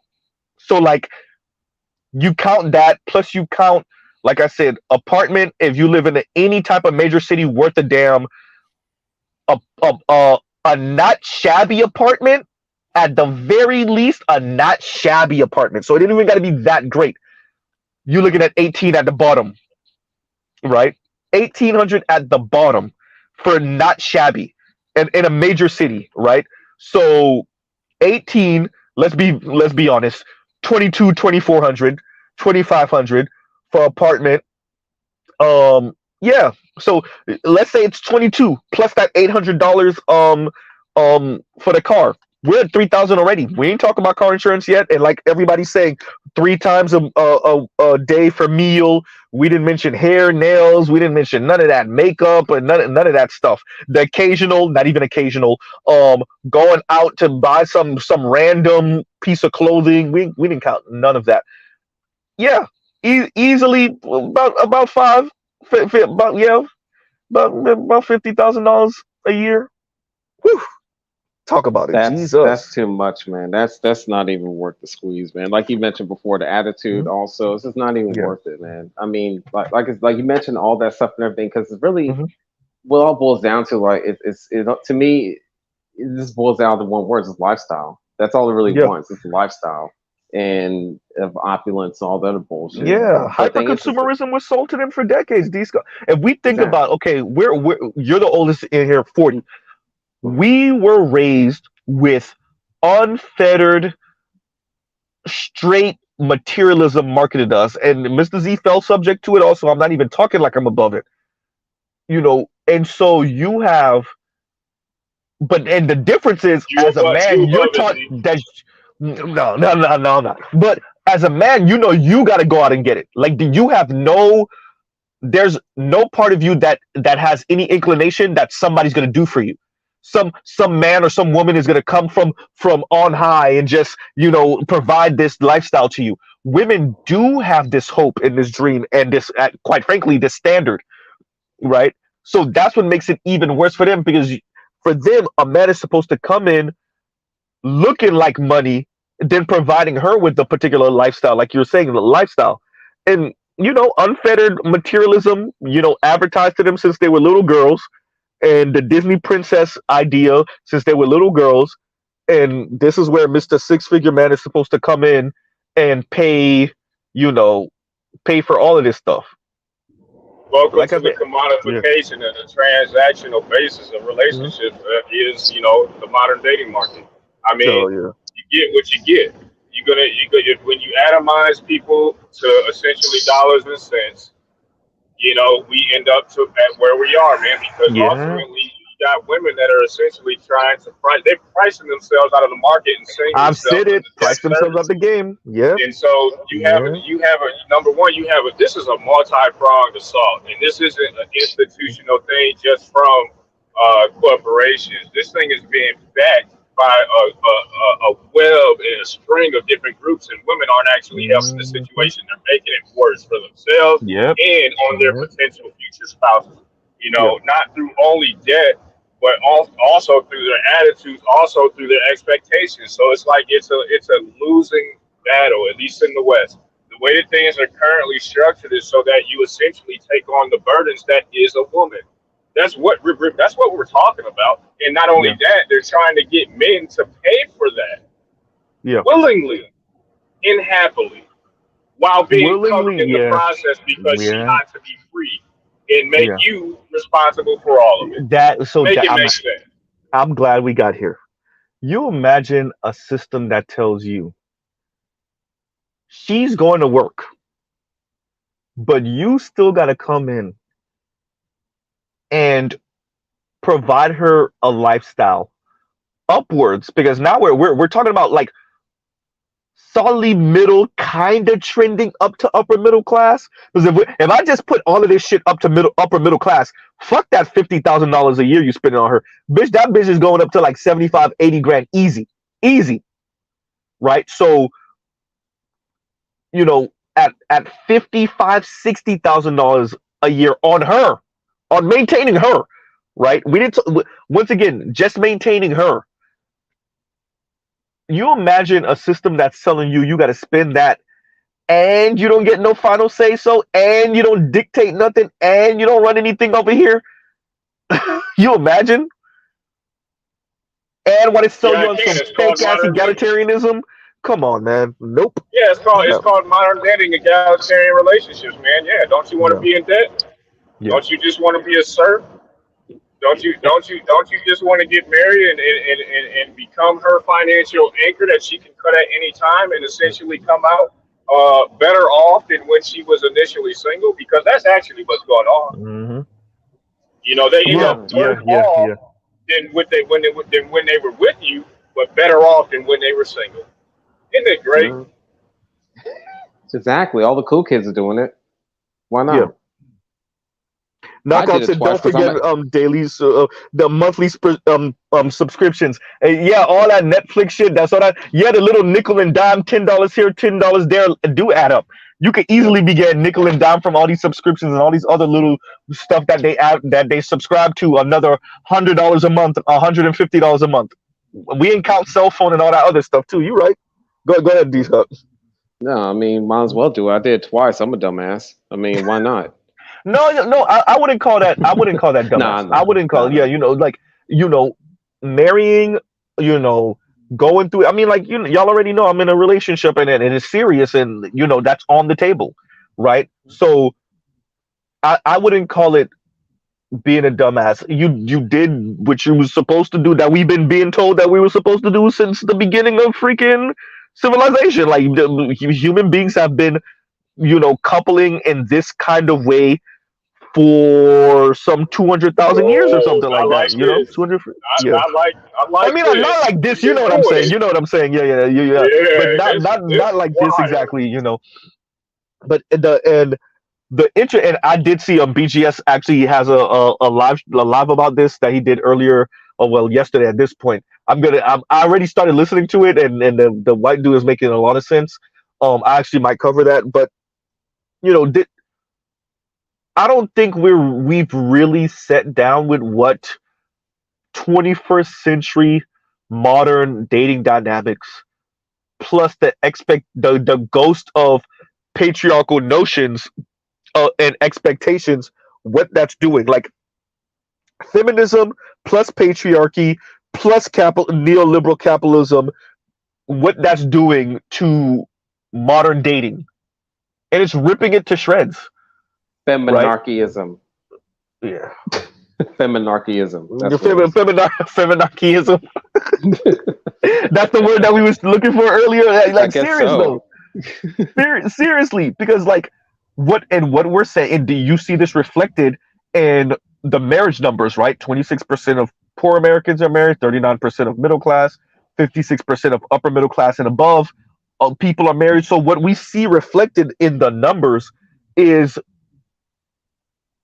you got to pay to play, and you got to pay big, not just to play, but to stay. So that she doesn't, and yes, upper middle class people and rich people get divorced also, but not at the same rates. Because you're paying for her, she's literally holding you hostage. Can I call a flag by the wallet. Go ahead. I want to call a flag on the play. We gotta put that to rest. Flag on the play here, man. If you a nigga, excuse me, let me correct my language. If you're black, all right, and you're educated, those rates don't remain the same as if you're any other group of persons. Oh, okay, yeah. So if you're black and you're educated and you're married, that doesn't necessarily change your likelihood of that don't mitigate. That doesn't. This is true. This is true also, right? And like once again, and we actually Dr. T actually covered something about your health outcomes as a black man, even as a black man that's doing really well, and how it doesn't actually garner you better health outcomes, even though in every other group of men in America, like the better they're doing financially, the better their the longer their life expectancy, the better health they have outcomes. Different outcomes by virtue of their essential. They're not black. Right. They're not black.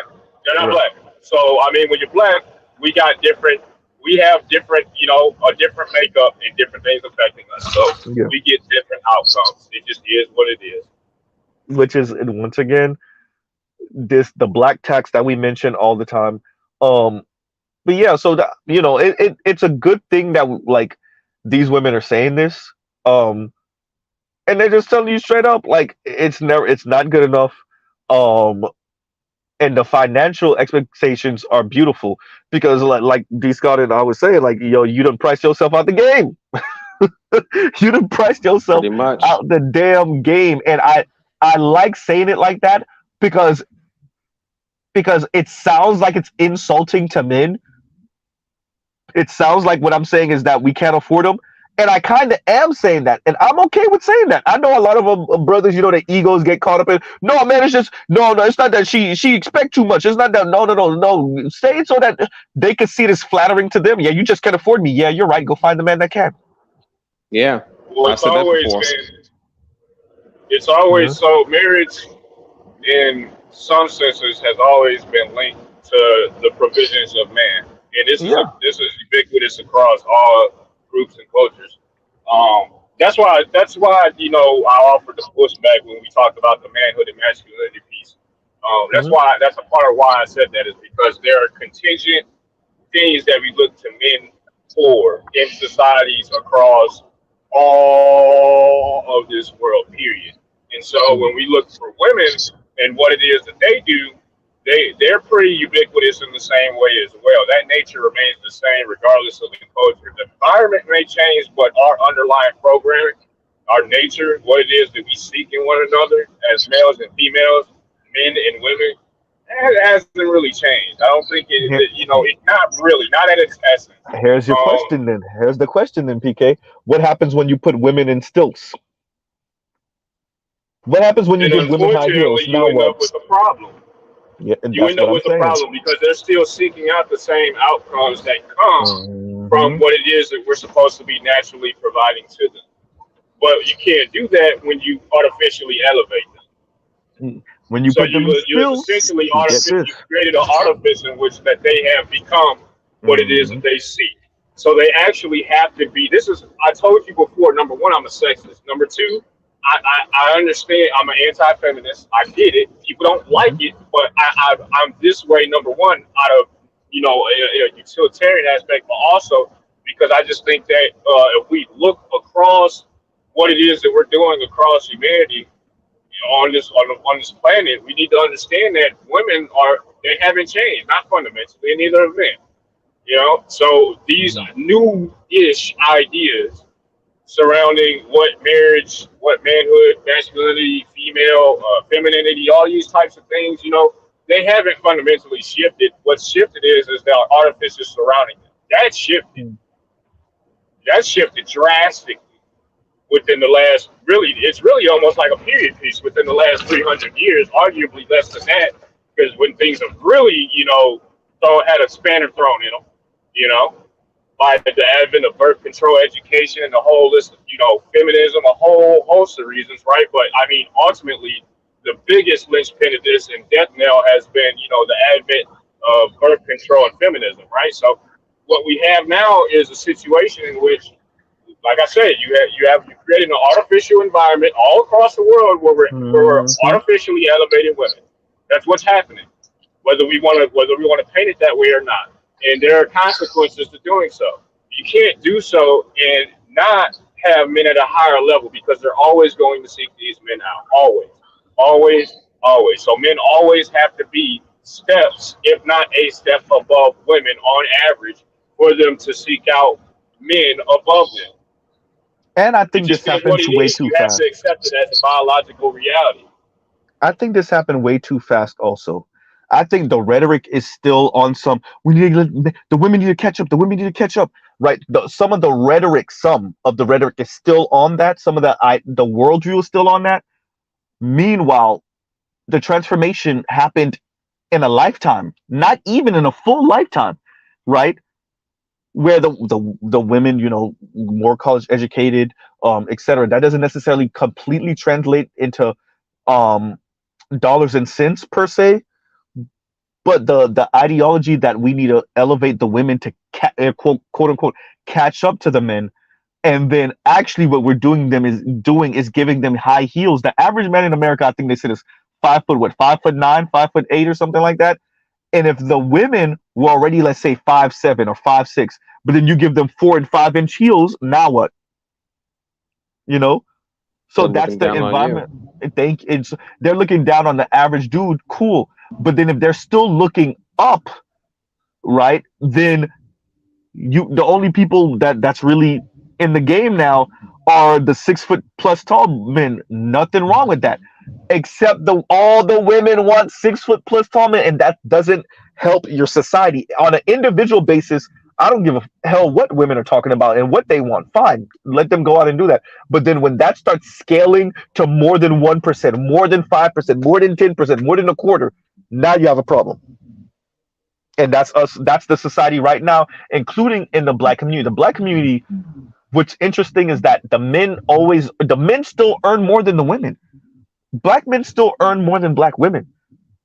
but black women have fantastical ideas about luxury and upward mobility, because this is mixing normal women's hypergamy with the myth of white womanhood and Miss Anne aspiration. So you mix in normal women's hypergamy with the myth of white womanhood with your standard black woman. I'm not talking about like your bummy ass black woman, right? Like I'm talking about your average black woman, especially your aspirational black woman. Oh God. Your aspirational black woman is insane. Like look at what these guys said. Like he towing them and they still talking shit. Yeah, they do. That's and crazy. The other part, like you just mentioned, the aspirational part and everything, is that the one thing I will say that the differences and whatnot is like I haven't how you see some of these black women's social media and whatnot, right? It has like a bunch of trips that they're taking and shit. Always a whole bunch of trips. Always a bunch of trips. Now the one thing I did notice with a lot of white chicks that I have been fucking with who have more money than them, you know what I'm saying? They'll have like 1 or 2 photos of the scenery, maybe a picture of their head and like some rocks in the background, and that's it. You know what I'm saying? So it's like it's like PK mentioned, it's artificial. You know what I'm saying? So you have an artificial environment with artificial people, and you're gonna get artificial results. You know what I'm saying? But the thing is that nobody wants artificial results, but only one side's complaining about it. And only one side's really actually feeding into it like that also. That I noticed. Yeah, well, I'm going to say this to be fair is that, and this is just to be fair in general, not necessarily just to women, but in general, humans, that's what we do. We create, that's all we do, in fact, is create, tools and technologies to create better artifices. That's what we do. That's not going to change. So knowing that, however, we need to be aware of our nature as men and women on this planet. I think that's the issue here. And because we're so disconnected from nature, we feel as though, we've grown beyond our hind lizard brain, and all of a sudden we have basically become enlightened, and women are now superior to men. And unfortunately, no, that hasn't happened. And until humans undergo some sort of evolutionary change, that isn't the case. And I mean that specifically for males and females. Like, unless we change our base nature, you can't actually escape this issue. And so, with that being said, women have to be essentially in a certain position for them to act in accordance with their hypergamy. At least on the whole. So being hypergamous in and of itself isn't bad. It's just the hyper expression of it that ends up bearing out negative outcomes because of the artifice that we currently created. Yep. Exactly.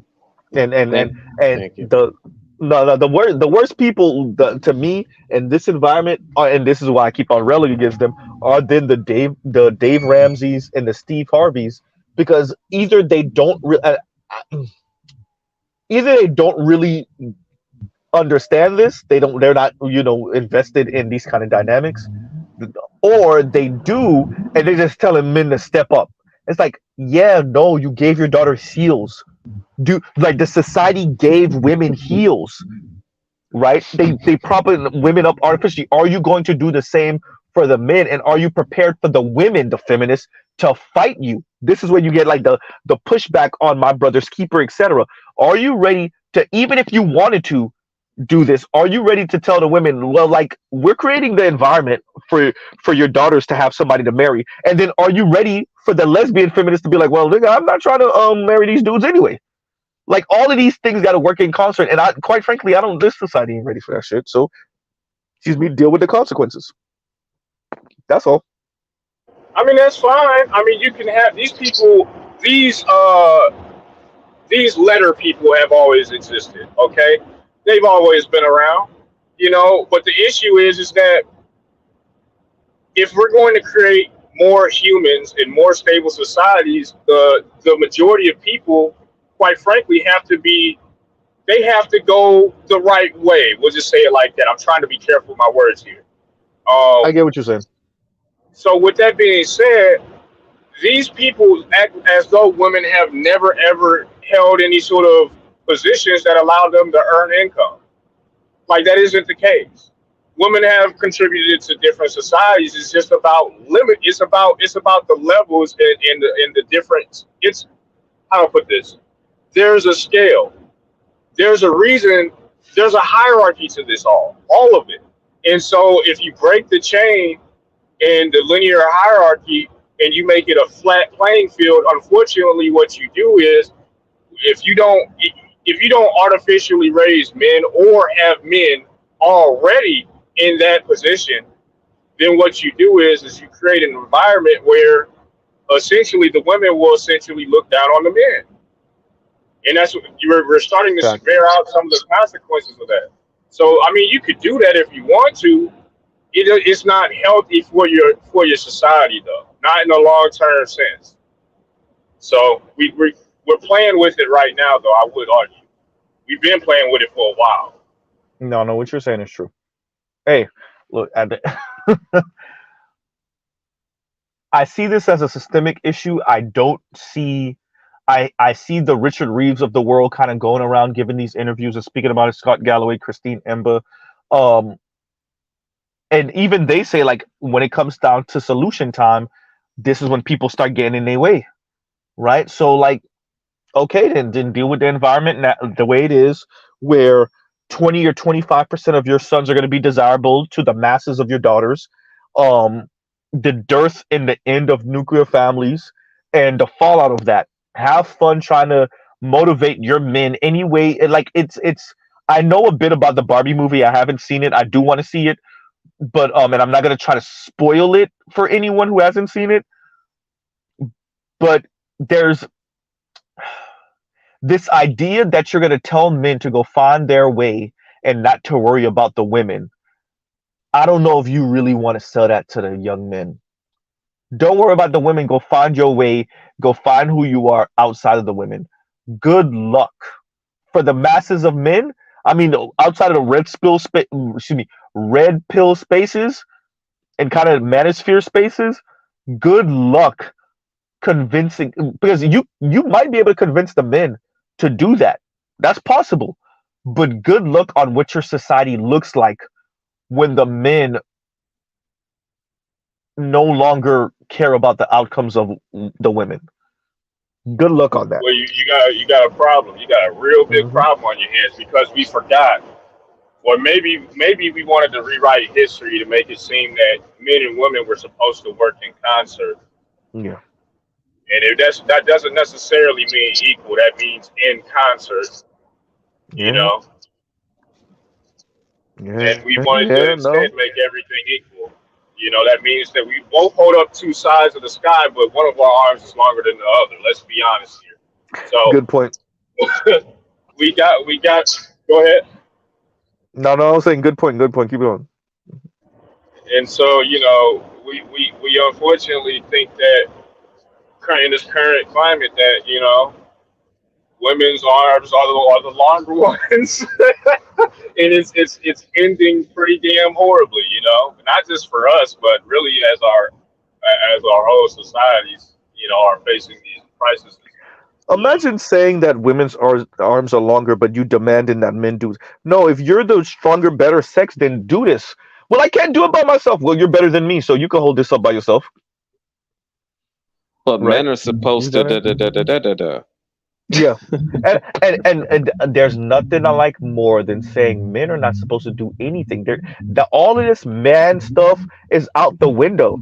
Like when you hit people with when we say, hey, okay, fine, you want to be in a non-binary society, you want egalitarianism, feminism, fine. You only thought about the positive. You did not think about the unintended consequences, or like Dr. Richard Reeves says, the second order effects of the men saying, all right, you got that.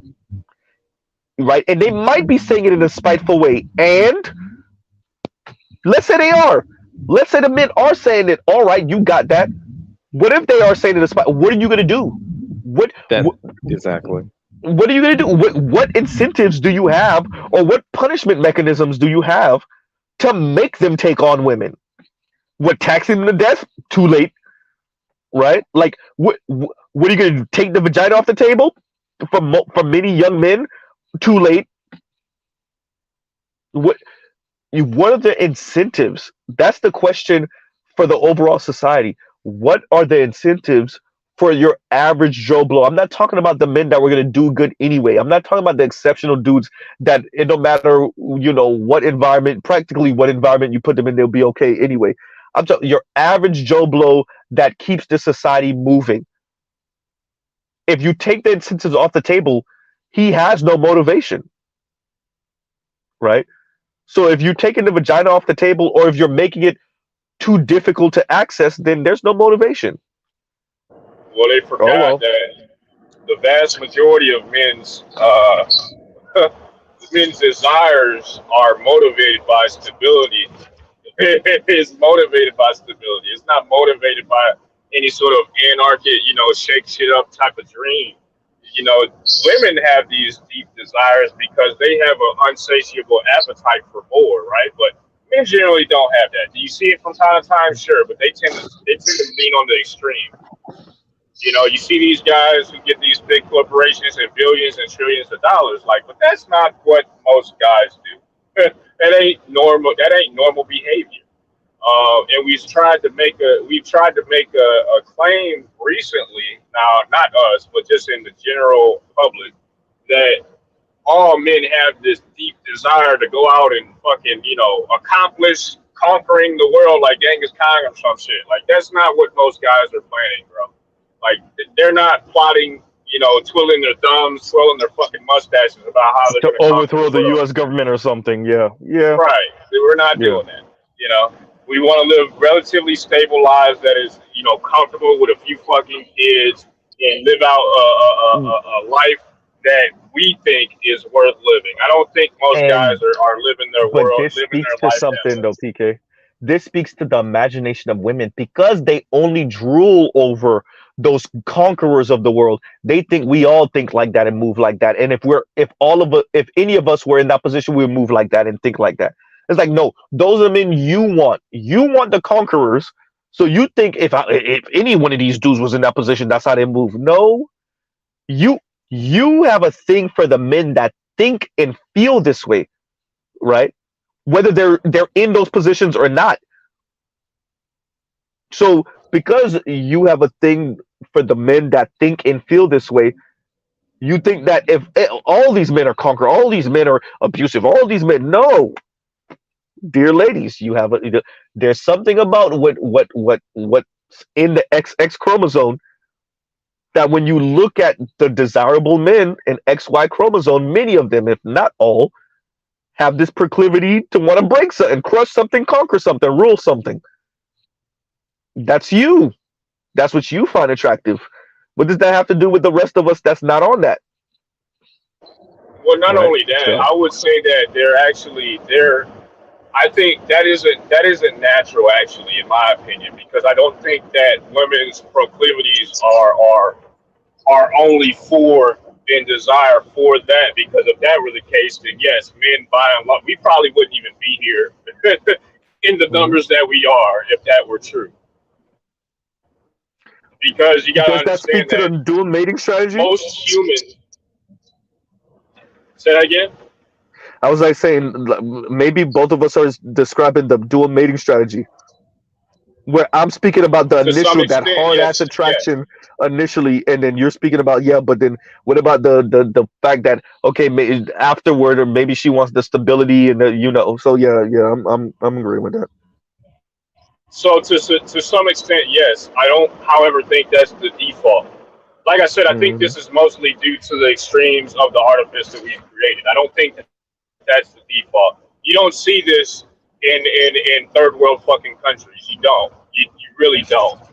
They're willing to cling on to whatever is stable, and the reason at any age, and the reason for that is because they're closer to the ground inside of a more natural environment. So if that were true, it would be ubiquitous across all societies at any level. But you generally and typically only see this amongst either developing societies or societies that have already developed to a certain level. The reason for that is because they're actually vying for opulence, and that dual mating strategy is mostly in relation to you know, either the genetic desires and their proclivities for you know, like I said, they want you know, nice things and they want lavish lives. Those to some extent are disconnected the closer you are to natural environment and the closer we are to a more cohesive society. This is because I think you're seeing this more often because things are so out of whack. Because most of the guys who trend towards those extremes and go out and, you know, do these incredible things are generally probably somewhere on a fucking spectrum. All right, they otherwise may in times past would have had their harems, but that doesn't necessarily mean that they had every single woman. That wasn't the case. All right. However, you know, currently women are trending in those opposite extremes, like you said, with the dual mating strategy, which I is creating a selfish species, which could be a problem later on down the line if we continue on this path. Because we're not selfish creatures, but if we keep going that way, we probably will be doomed as a species. We'll probably be doomed, especially if we encounter anything bigger and badder than us. True. Right, I'm about to be out too. Great timing, PK. I'm not a PK. Great timing, D Scott. But yeah, okay. So Chaos, if you want to make a closing, we're gonna say D Scott. Chaos, if you want to make a closing, PK, if you want to make a closing, I'll make my closing, and then we out of here. All right. But no, the bro. Look, this is something we could talk about forever. But go ahead, Chaos. No, not really. Nope. Okay, you're good to go. All right, PK, you want to make a closing? Sure, man. I'll talk with you. You know, on the next go round, man. Make sure you keep that Z fueled up with that premium gas, boy. Bro, boy. Hey, lucky the tank is a little bit smaller than the M. Both, my smart dumbass decided to get 2 cars that use premium fuel. Yeah, why'd you do that? I don't even know what I did to myself, bro. Why you don't understand, bro? You don't understand gas prices. This shit's ridiculous. Lucky for me, I don't drive. Like both of my jobs aren't a million miles away from the crib, so like I'm not, and the cars are obviously sitting when I'm at work. Clearly, I'm not, so like that's a good thing. So I'm not dying under fuel costs. Thank God, it's not a. I mean, gas is a bill, but it's not killing me. So that's a plus. That's definitely a plus. Thank God for that. Jesus Christ. Right. So yeah, and like I said, I rarely drive the Z. How much?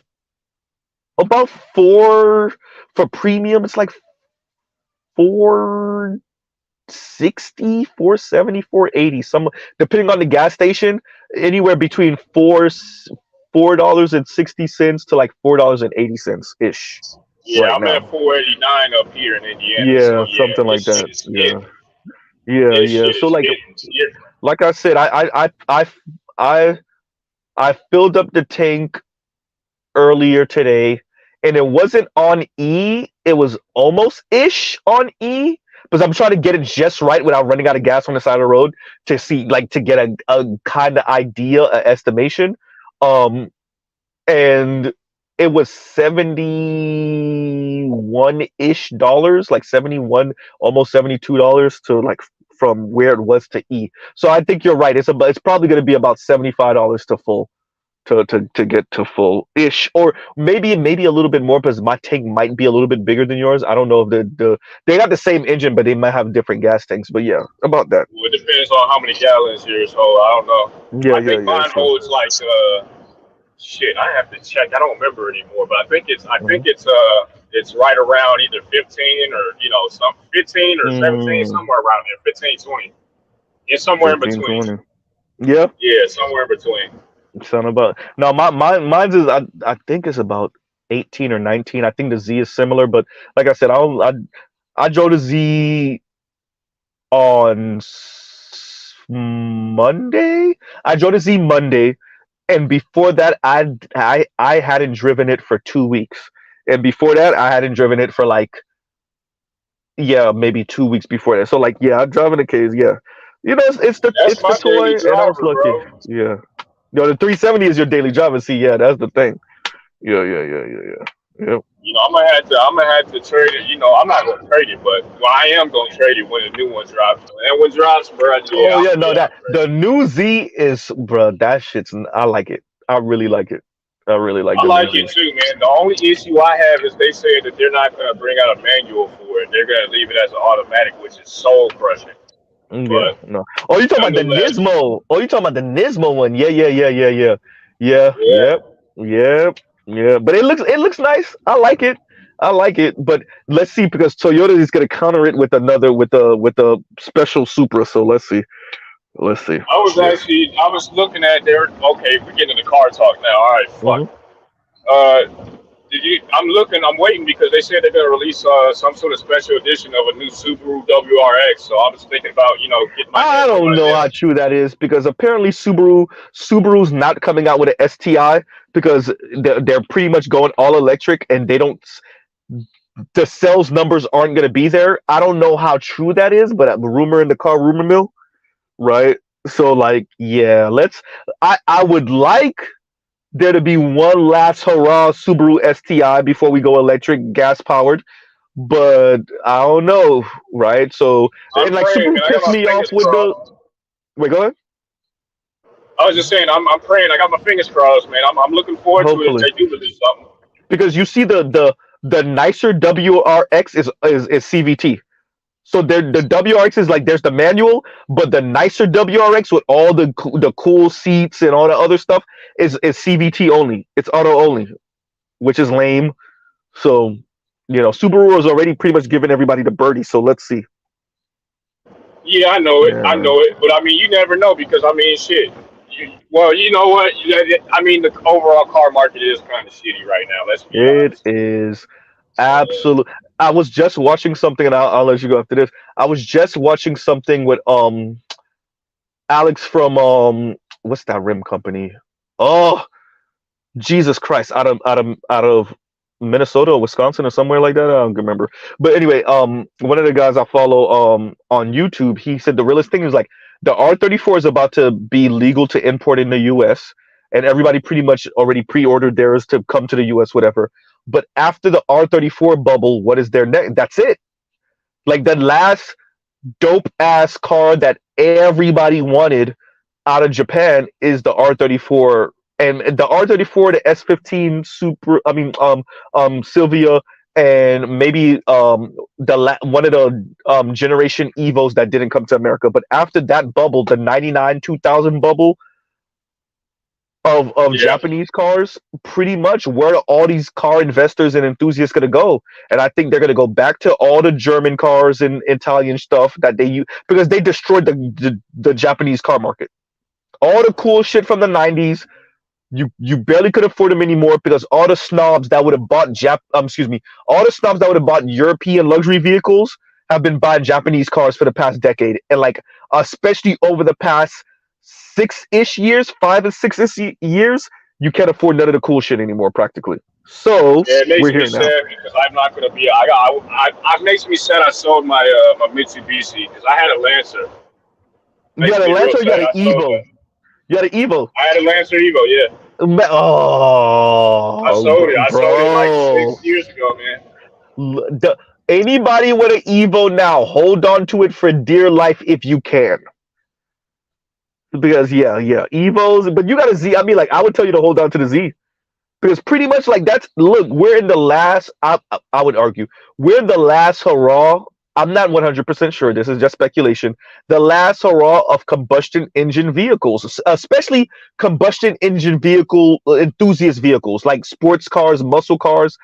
Because even Dodge is making the pivot. That's why a few months ago we were making fun of Dodge and their new Charger that sounds like a house cat, right? Because it's electric, right? Yeah, I saw Boogie that. woogie Yeah. woogie. Anyway, and I mean that the way she meant that. Right? So like, because it is a fake charger in many ways because it's a, you know, by the way, if y'all don't know, electric slide and the boogie woogie woogie, and she's talking about a sex toy, et cetera, et cetera. Anyway, yeah, so you know, the entire market is different, bro. The entire market is different, and if you have an enthusiast vehicle right now, if you don't have to sell, if you're not in an emergency situation, I would suggest you hold on to it because it's only going to go up in price. If you got any classic Mustang, Camaro, if you got a Challenger or Charger worth a damn, all the SRT stuff, um, same thing with the Jeeps and whatever. If you have like all the Japanese stuff, all the European, the M3s, M5s,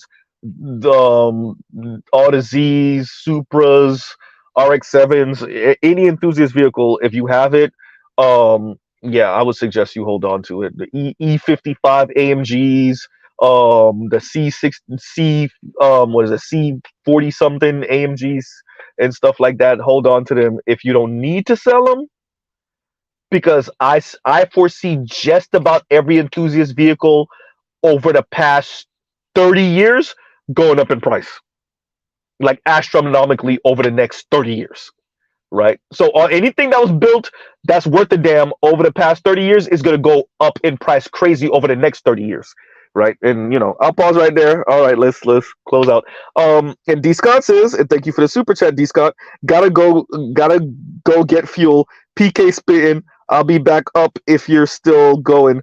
Thanks for having me up. Yeah, D. Scott, I'm in it right now. Thank you very much for the super chat.